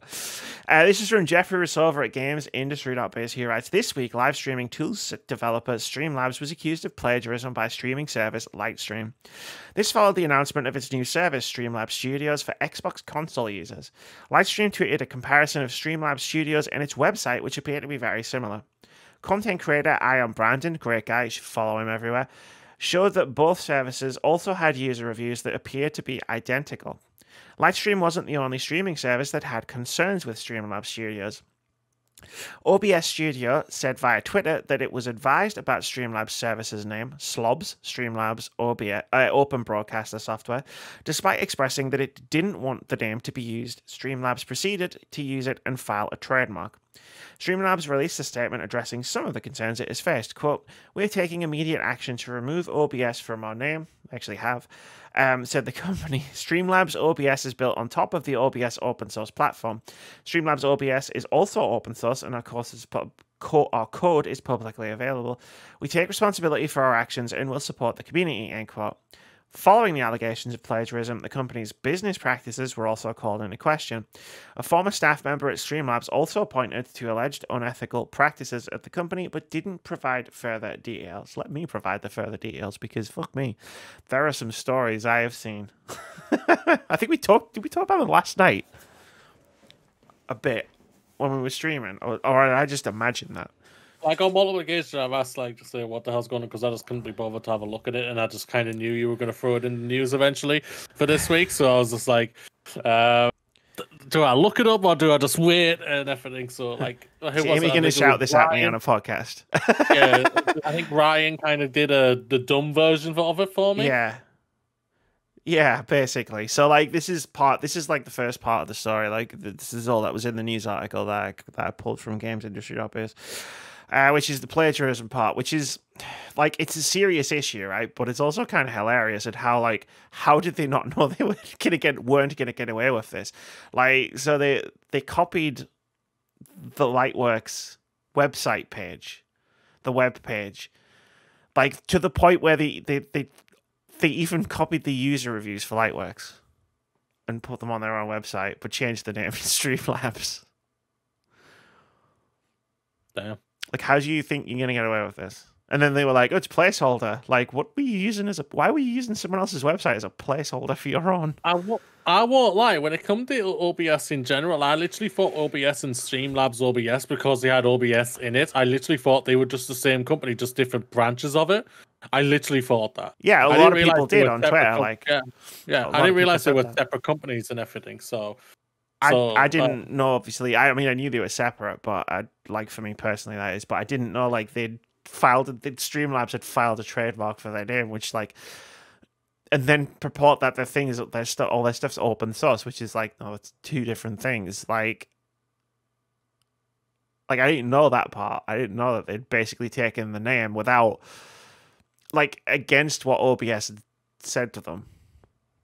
Which, like, you know, OBS themselves have said, like, they haven't done anything illegal here. Like, they can just take the name because it's an open source thing. But, like, it's shitty of them to do that. Yeah. Yeah. Like, I don't know much about it or anything like that. Like I said, I honestly thought they were both the same company, just different branches. So, like, just hearing about this and everything's like, so it's a bit wild to me. And like even OBS, like I said, yeah, technically they haven't done anything wrong. It's shit, and it is absolutely shitty. And I now understand why you're saying you want to switch over from Streamlabs, and everything like that. Especially, I think it's funny you asked for I installed the bugger. Sorry about that. I was thinking because it seems like it was like it's easier software to do for streaming and everything like that. So I thought, all right, I'll hop off and just hop over to Streamlabs. And then eventually I just went back to OBS after finding out just a little bit like what you said and everything. But well, there's that. And then obviously a lot of stuff has come out since then about the way in which Streamlabs as a company operates, like with its employees. It's really annoying that story did not pick it up. Because no one seems to have picked up the second half of the story. Oh, what a surprise. Which is like, by the way, this company does not have a good history of treating its staff or its users in a good way. And I'm trying to like sort of like do it now, like finding things on Twitter. So there's one here. During my time at Streamlabs, so many people in marketing were reprimanded, put on performance plans, and or fired for speaking up against unethical business practices to the point where they basically got rid of the entire marketing team by late 2018. You see shit like the blow up today, which is referring to the plagiarism, and wonder how did they do that? You'd think someone in the room would have been like, "Hey, this is a bad idea, right?" Right. Streamlabs fires those people for not being team players. Like, there were allegations of there's a subscription service to Streamlabs. I don't know what it's called. I always minimize it as soon as it comes up on Streamlabs. Which is really easy. Like, you can really easily sign up and not be notified that you signed up for it. And people who worked at Streamlabs, and again, this is all allegedly, this is just things that I've seen people who've worked at the company say on Twitter, who have pointed out that it should be taken off because it's pretty unethical for this to happen, and for the response from Streamlabs, from the leaders at Streamlabs, to be, we're not going to do that because we make a lot of money from people accidentally signing up and not realizing. Like, that's the kind of company that that Streamlabs is allegedly being revealed to have always been. Wowzers. Yeah. So you can see why I wanted to point out that there is actually a second half of this story. That has nothing to do with plagiarism.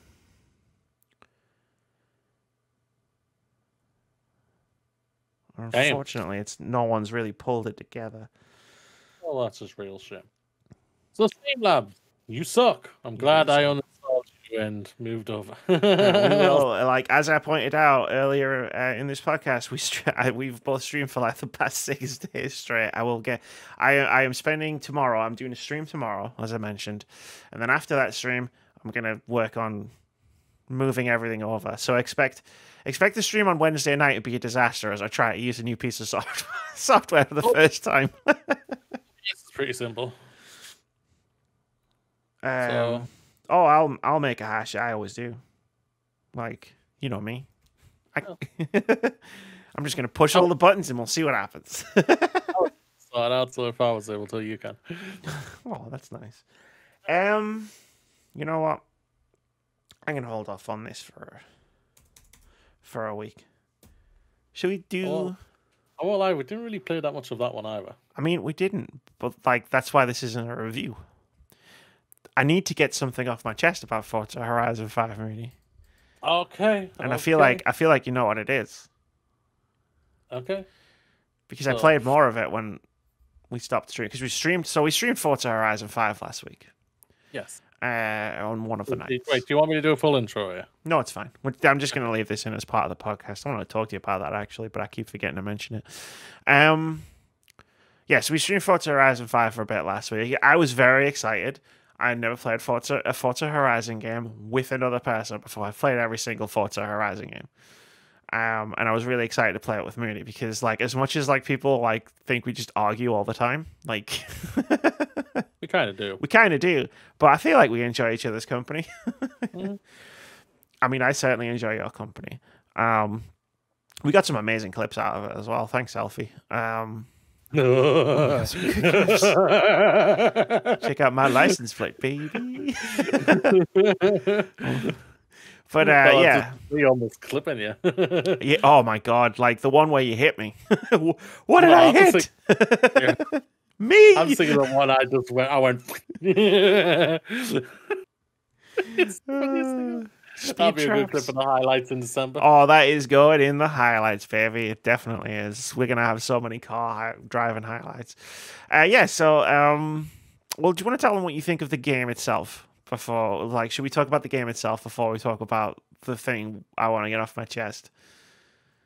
This game is, when it comes to, okay, visually this is a masterpiece. Oh my Let's god. just be frank. Visually, this is chef's freaking kiss. This is arguably the sexiest game of this year. Yeah. Like there's been some masterclass of looking brilliant games in different style forms and everything, but this one's just like Playground Games just literally just said, just hold my freaking beer. Yeah. So Moody's talking from the perspective of an Xbox Series X owner, and I'm talking from the perspective of an Xbox One X owner, and I'm sitting here going, this game looks fucking unbelievably good. Yeah, because I had you up on stream and everything I could see, and I was thinking, damn, man. Like, that looks pretty. And then I turned my head and said, damn, man, that looks sexy. Yeah, it's beautiful. The cars are amazing. Like, they got the detail down pristine when it comes to it, and there's some amazing cars out of there. I don't like this driving game. Now, just before Moody continues, I do. So yeah, no, it's me. Yeah, I know it's me. It's not the game. It's nothing. It's literally me. I prefer a racing game which literally is F1. I won't lie. I'm not ashamed to admit that. Like, I prefer the proper, the competitiveness, I guess, of it, like in that type of style. For me, there's no real competitiveness in this game, and just driving around like a headless chicken, which was fun at certain parts. I can't deny that. We have some funny clips, like we've said, coming in December and everything. But this game just, for me, doesn't work for me personally. But like it's kind of like I kind of feel like how I felt when I played Red Dead Redemption 2. Like, I can literally come out and say Red Dead Redemption 2 is arguably a technical masterpiece, but just did not work for me. The story didn't work. It was slow for me personally. But when it came to everything else, it's arguably a technical masterpiece, and take my cap off to their developers, even though they crunch like crazy there. You really need to sort that out, Rockstar. Drive away. And it's kind of like the same how I feel like this. This is arguably a technical masterpiece in its looks, its visuals, its sound effects, it's the whole thing.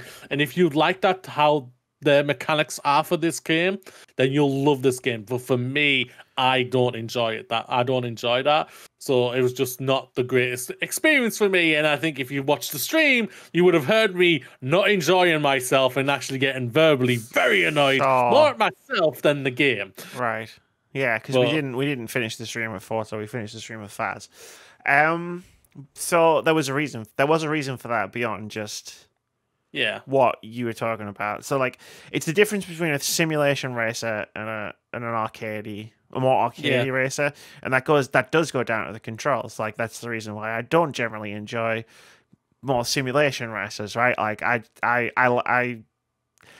for me, and I've said this for every Forza Horizon game that's ever been released. Like, for me, playing it, it feels like what I want, exactly what I want a driving game to feel like. Like, I feel like I can control this game. Like, the cars, like driving the cars really. And yeah, sure, I fucking crashed into things and did stupid shit, and there'll be clips of me crashing into stuff in the next highlights video. But like, for me, like, I feel like I can control this. Whereas like, if I'm playing something like F1, for example, like, I don't feel like I'm in much control of what I'm doing. Like, and I don't really like feel comfortable at any moment when I'm playing that. So it's very much like you said, it's very much like different styles for different people. It's kind of fortunate that both of those people happen to be on the same podcast, so we can contrast. Because for me, like Forza Horizon, all of them have always been, mechanically speaking, like my favorite like driving games. It's too loose for me. Like, I lose the back end so much time when I'm just like, why is this happening? Why are my wheels not sticking to this fucking ground? I just remember we were driving in the temple in the rain, and you were just like, it's not settling. Yeah, the car would not settle. Or the moment a couple of minutes later where you were like, you could just go past me, you know, and I went, no, I think I'll stay behind you if I'm being honest. It's safer. But no, like for me personally, like everything we already said about the technical side of stuff, the graphics, it looks incredible, and I'm playing on, like I said, I'm playing on an Xbox One. The sound design, I can't really speak to the music because I was in streamer mode the entire time. So the menu music that it plays over the radio is really good. The sound effects, phenomenal, of course. Like all the different car sounds and the crashing sound effects are pretty good. I got a taste of a lot of those, of cars crashing into other cars at 200 miles an hour. That's all great, but for me, I love the mechanics of it. Like, and I love the, like, it's weird for me to say this, like, of the like past few years I've had with gaming in general, but I love the open world nature of it, of just like blasting around and finding things to do. Like when we found the danger sign, or when we found the speed traps, and we were just doing those things, and then like you'd find a race, and just do the race. And again, I played on a bit, like after the stream by myself. I drove up to the volcano. Really, I drove up and into the lip of the volcano and did the things there, and oh my god, it looked really good. But yeah, it's like that whole like progression curve and stuff. It's almost got the opposite problem of a lot of games that I've played recently, where it just keeps throwing things at me way too quickly. Where it's just like, before I know what's happening, it's like, oh, we need to set up our next outpost. Like I feel like I've barely done anything, and you're progressing me through to the next part of the game. And you're dropping cars on me left, right, and center, and I'm wheel spinning, and suddenly I'm getting all this these green trainers, or like all this money, and it's just like, just stop. Like, you feel like you're trying to stop me every 2 seconds. But it's a fun game. I really enjoyed it. What I didn't enjoy was how fucking broken the online multiplayer is, because we had real problems with this, and doing research like while we were trying to play it and stream, like we are not the only ones having real issues with trying to play with friends. Me and Moody had constant connection problems. Like, he kept disappearing. Like, I don't know, I know you were getting wound up by me going, hey, where are you? But it was because I couldn't see you. Like, and you were like, I'm right behind you, and I'd turn around and I'd be like, no, yeah, I'll just take your word for it. Yeah, sure, okay. Yeah, that's the thing about, I think also the online connections was winding me up as well. Yeah, it was winding both of us up. Like, I think that's part of the problem, right? Where it's just like, you were saying you don't want to, you didn't just want to like run around and like do like random stuff, and it's like, well, we tried to do races, but it went badly. Like, I feel like if the online system was working properly, like, we wouldn't have been as so aimless as we were, because we streamed it for like 3 hours. Like, we wouldn't have been so aimlessly wandering the map. But like, we had, like, again, you keep disappearing. Like, we had connection issues. Like, Moody kept trying to invite me into his convoy, and it kept telling me he couldn't. What was it? You were in your own convoy, so you couldn't join another call. Like, you know, it's like, what? Yeah. The whole thing was just broken. We do a race. If we ever successfully managed to both get into a race, when the race finished, it would boot us both out in our own worlds again. It was an incredibly frustrating experience, and it really started to annoy me because, number one, I was having a bad time, and I was really excited to play the game with Moody, specifically with Moody. Because I can just play this game by myself and have a great time. I know, because I've done it 4 times before, but like this was the one I was going to play with Moody. So that was frustrating. But what frustrated me more is it's one of the best. It's the best reviewed game of the year, and I can't even fucking play it with Moody because the multiplayer is fucking broken. So how the fuck did that happen? I get that the game is amazing and it's a technical masterpiece and it feels great to play. I get all of that. But there's a portion of this game that doesn't work properly. And that was where my frustration started boiling over. That's understandable. There's no doubt about it. Yeah. It's just, it's just incredibly annoying. Like we were both excited for this game. We were thinking, oh, it's going to be amazing and everything. And it's just totally, it just didn't work. Yeah. Like, I'm going to have a great time with this game, right? But when I think back on it, when we sit down to do our Game of the Year stuff in January, right? And when I think back, when I'm looking at, like, putting a list together, I'm thinking back on Forza Horizon 5. No matter how good Forza Horizon 5 actually is, I'm always going to sit there and be disappointed because I couldn't play it the way I wanted to play it. You're muted. No, I'm not. Oh, no, you're not. You didn't come through. That was weird. Okay. That was weird. Discord being Discord. But yeah, it's like I'm always going to be disappointed that I didn't get to experience it the way I wanted to experience it. Yeah, that's going to be disappointing. I hadn't thought about it. Because, like, by the time they fix the multiplayer, I'm probably going to be, like, neck deep in Halo. Yeah. Right? It's just... That's just how it works. Yeah. And that multiplayer works, even though it's in beta. Like, I played it for 3 hours the other night, and the game crashed once. And all I did, like, it just went out. It just crashed after a match, back to the dashboard, and I just clicked the icon, loaded back in, and I was in a match within like a couple of minutes. It's like it was no big deal. That's good. It was no big deal. No big deal. Just before we do games out this week, we predicted what Game of the Year awards, Game of the Year nominees would be at Game Awards last week. Yes, we did. All 3 of us did. Joe Medforce was here. Amazing. He's an amazing guy. Go follow him on Twitter. But me and Moody actually made a list of 6 games, and I wrote it down because I thought we could compare it to the actual Game of the Year list. I got 3 out of 6. I got 5 out of 6. Damn you, Resident Evil. The thing is, everyone's saying that's kind of... What was the game last year that everyone was thinking, why is that nominated? Doom. It's this year's Doom. It's this year's Doom Eternal. And I'm just like, guys, Resident Evil Village is such a good game. It's a really good game. The ending is maybe a bit iffy. There's no doubt about it. Just of how it plays and everything. Or like when you switch over to Metal Gear Solid for a bit. Yeah. when it becomes a Call of Duty game. that bit as well. Yeah.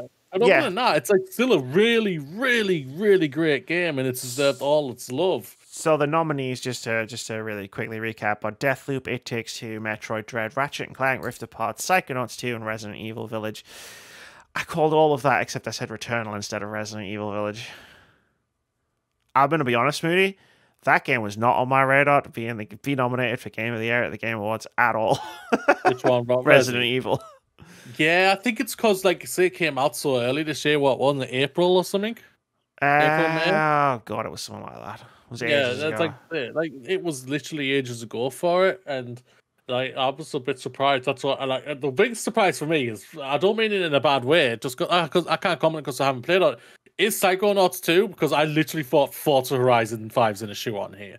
It's got to get nominated. It's the highest rated game this year, and it didn't even get nominated. I was like, what the hell's going on here? It's one of those things where it's like there's so many like people at so many different outlets that nominate these games. And for me, when I was doing the predictions, and you were talking about Forza Horizon, and I didn't think it was going to get nominated versus Psychonauts 2, I was literally just calculating in my head how many people who are nominating, who are like voting on the games have played Forza Horizon 5 versus how many people have played Psychonauts 2, because I feel like the racing / driving genre is probably a more niche thing than a platformer that's on game, like, you know what I mean, than like a 3D platformer.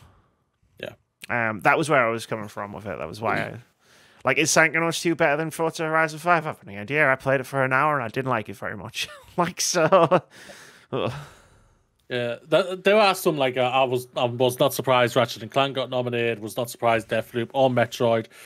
Until you called it, so I said it last week. I did kind of forget about It Takes Two, but like It Takes Two, it's not a surprise. Like, everybody was talking about that game. Yeah, arguably that is the best mechanical game this year when it comes to its gameplay. Its gameplay is brilliant. The gameplay variety is incredible. It's incredible what they do with that. Like we've said many times when it comes to this game. It is just the fundamental problem with the story that we have with the game. Everything else apart from that is literally brilliant. It's fantastic. But either way, it's still, I would say it still deserves its nomination. There's no doubt about that. Like I said, Pure Resi, it's literally it's like the odd one out this year, which is always one odd one out, isn't there?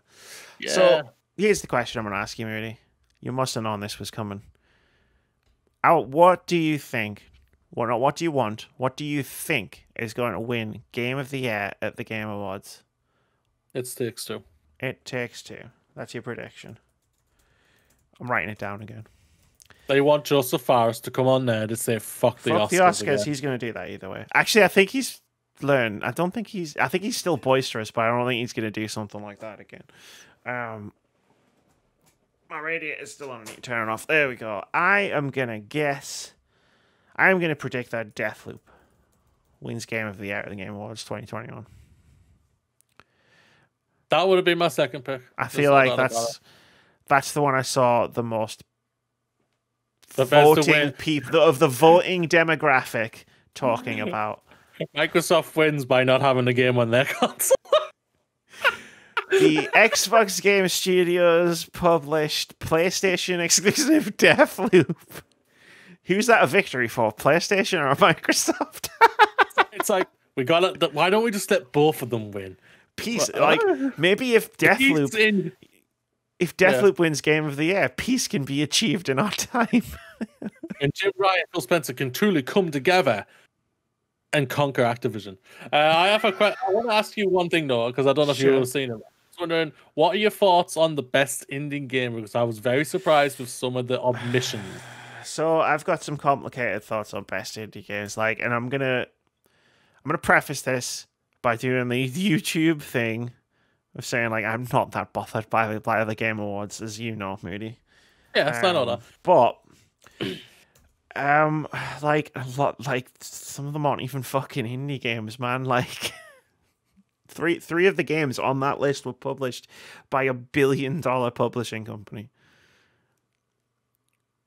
Mm-hmm. Like, and that's cool, and they're great games, and I loved all of them.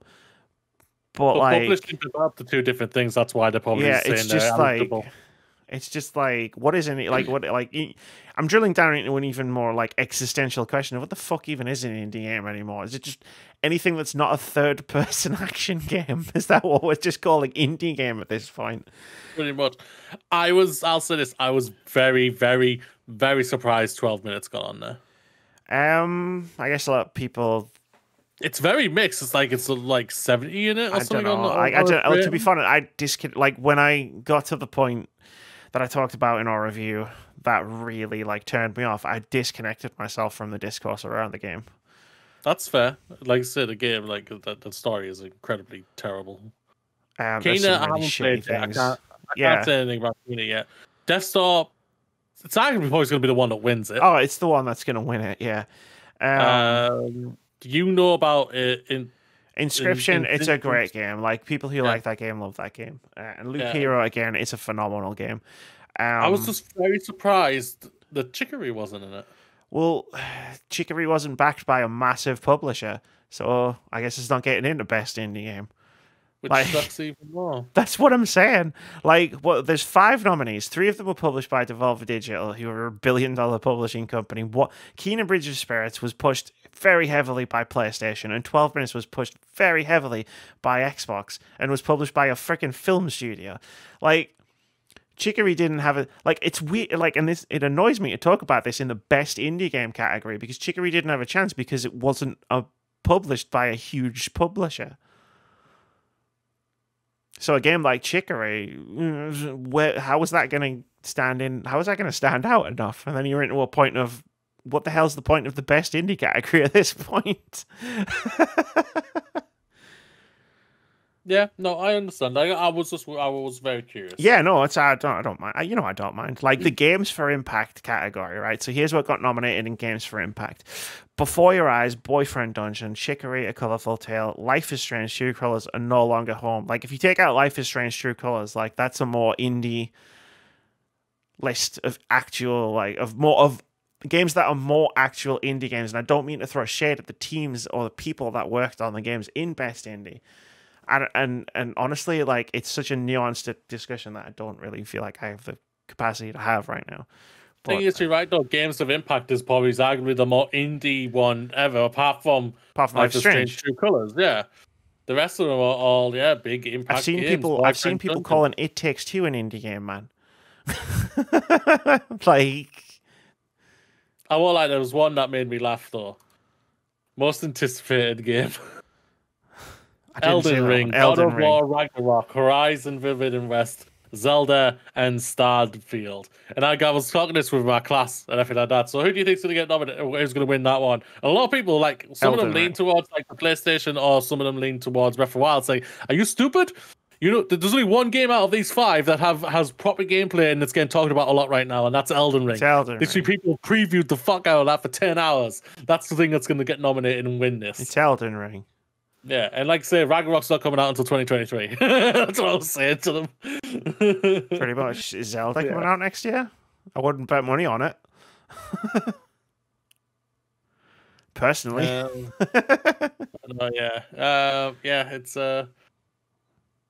yeah. I'll say like I always say, like, Jeff Keighley is he does a lot for the games industry, but his Games Award, like I said last year, is literally a pile of, is a giant marketing.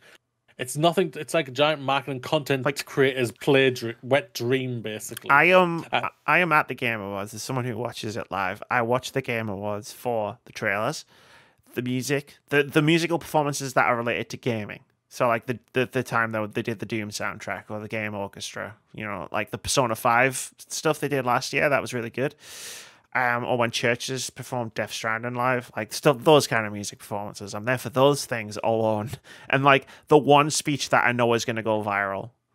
Like, the awards are such an afterthought, but they're also so generic. Like, when you look at the nominees in almost every category, there's such a generic list of games that I just look at it and go, well, okay, whatever. This is the thing, I was saying to my class. Go on. Sorry. And I just want to like end that what I've just said there by saying, like, that's no shade on the people that made the games. Like, congratulations for being nominated. You worked your asses off for it, and I really appreciate that work. But the games industry is a lot more interesting than the Game Awards might lead you to believe. Yeah, no doubt about it. Yeah, the Game Awards are not nominated by developers. They are nominated by the journalists and content creators. And I'm just going to say it. I pay more attention to the DICE Awards than I do to the Game Awards. Yeah. I pay more attention to the BAFTAs than the Game Awards. Entirely do. Because they're the one that they're actually, no offense, the most prestigious out there, and those are the ones I actually truly pay attention to, because they actually put proper weight into it. And these ones are literally, like I said, it's a glorified marketing ploy. And I won't lie, when it comes to the best score in best music this year, that is going to be an interesting. That's not even. I think it just made me laugh. So that's Artful Escape, Deathloop, Guardians of the Galaxy, which is nothing but licensed music, Nier Replicant, and Cyberpunk 2077. Cyberpunk got two. Fuck? Cyberpunk got two nominations. No. Right, I was gonna say we need to get into games out this week, but now I demand you read that list to me again. So the nominees for best score and music are The Artful Escape, Cyberpunk 2077, Deathloop, Guardians of the Galaxy, and Nier Replicant version blah blah blah blah. That might be the worst.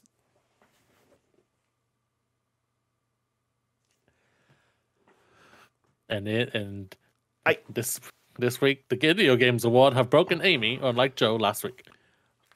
But no, I mean, it's all good music. Don't get me wrong, again, but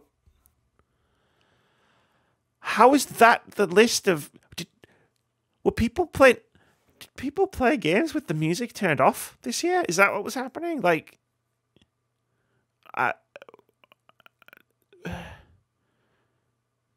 I also just want to shout out to Erica Moore for her performance, for Alex Chen for getting a nomination.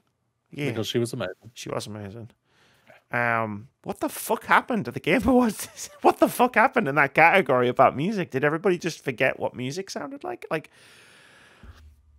those are good soundtracks, the ones that I've listened to and played, but there are lots and lots of better ones. Death's Door, where's Death's Door? Death's Door soundtrack is unbelievable.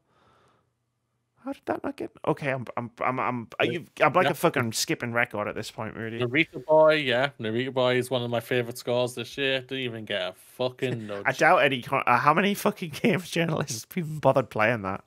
That's true, yeah. But it's just gonna be the same amount who plays the 2 games that come out next week and games out next week, ladies and gentlemen, and everyone. It's Farm Simulator 22. So there's 22 games of this version, or no? It's the year in it, 22. So 2022. Oh, okay. It's coming out on November 22nd, which I think is funny.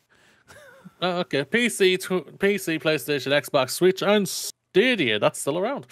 Now with the exciting addition of seasonal circles, new machinery categories and crops will add new gameplay mechanics to machinery mechanics, to the experience. Short and sweet. Tunnel of Doom PC is an action roguelike hybrid that mixes tower defense with melee and ranged combat gameplay. Randomly generated, every run is different as you guide Angel on the quest to rescue her husband. Gather resources, discover perks, and use what you find to battle waves of monsters. That's it. There's 2 games. That's it. It's time for OpenCritic Head-To-Head. I'm not even going to try and talk about either of those games.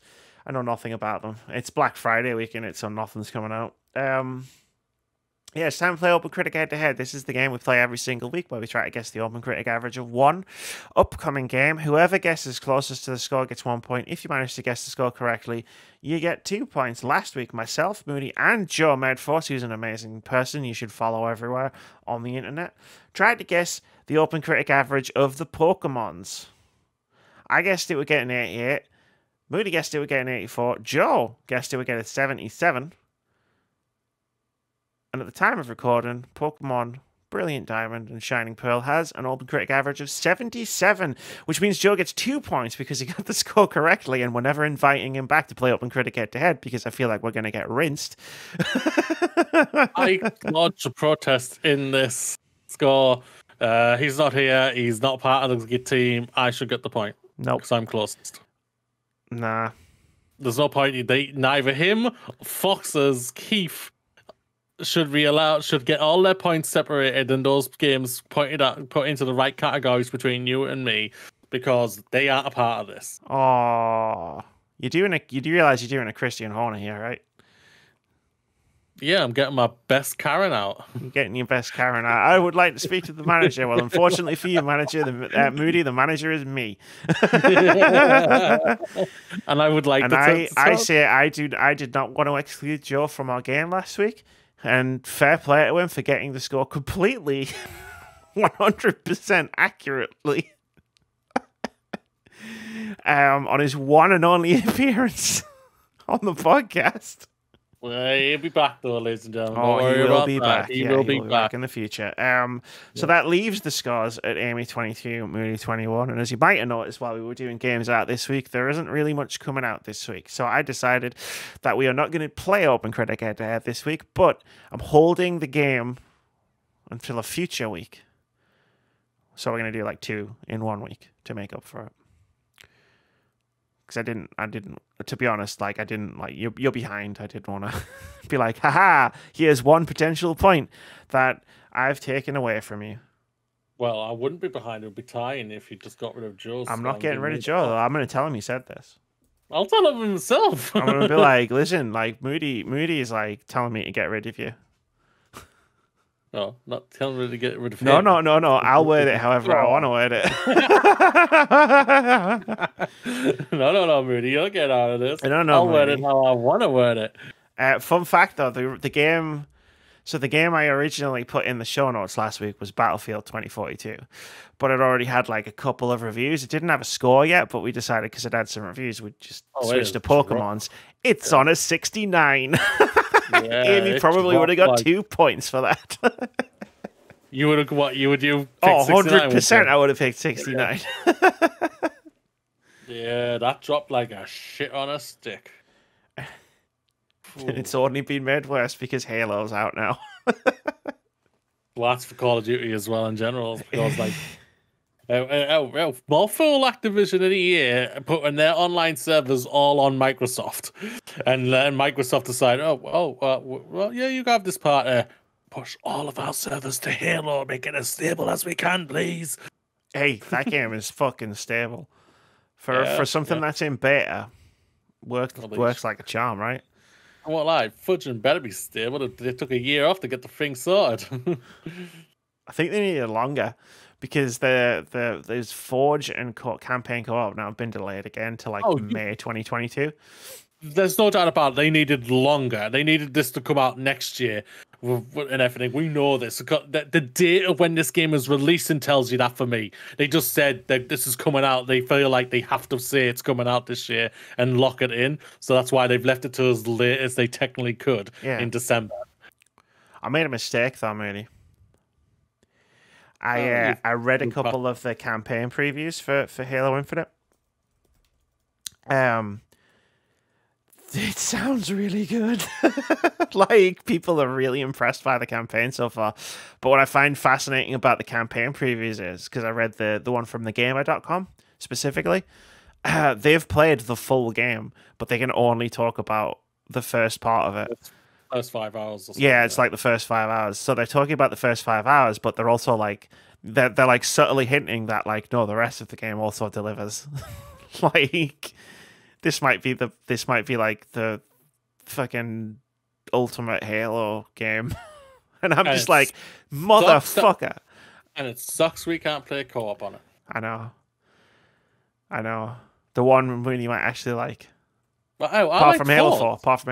Yeah. I liked 4's story. 4's story, I think, was really good. There was some stuff in there where it was like reading the previews and stuff. There was keywords I pulled out of the preview. That made me think Moody's going to really like this because they're talking about the more human element of the story, and I was like, that's the thing me and Moody liked about Halo 4. Moody, this game could be brilliant. And now now I can't wait. The thing I'm still not down for is the Far Cry-ness to it, the open world part they put into it. So I linked the preview in Discord. I don't know if you actually read it. It was a few days ago. Probably not. Read it, because yes, if that's where it was going, but I don't think that's necessarily what's happening. The only one I've watched was Skill Up. I watched Skill Up. And I like Skill Up. He does it in a very good way. Oh, Moody's gone. I guess he hates Halo. Happened there? I don't know. You just disappeared. Did I just sign out? No, no. I don't know. You're just a tiny face and a brown screen right now. So that's going to do it for episode 282 of the Words About Games podcast. I don't know what happened. You just disappeared. I was trying to get you. I was like saying, no, don't worry. I don't think Halo is going to be like Far Cry, and you just went poof. My PC just broke. And I was like, because I've got the overlay on, I was like split across both boxes because I was full screen all of a sudden. Well, that's some editing for you. Nah, fuck that. It's funnier if I leave it in. So, yeah. I'll relink it. Have a read if you get a chance.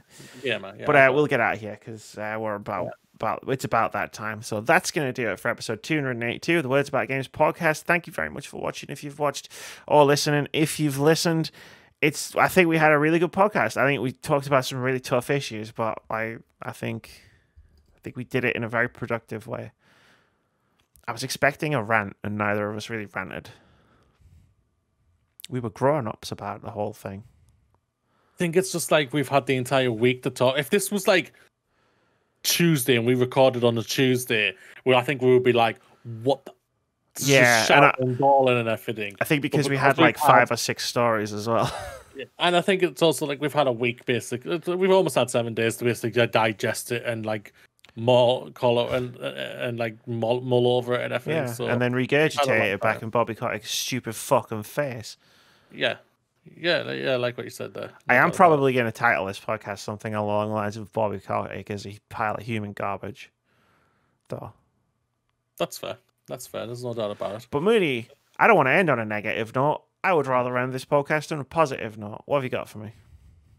The weekend is over. The new week has begun. So let's start with some positivity and push it all the way through to the weekend. Rise up, start fresh to see the bright opportunity that this week will bring you. Remember, you are awesome. Oh. And you're awesome too, Moody.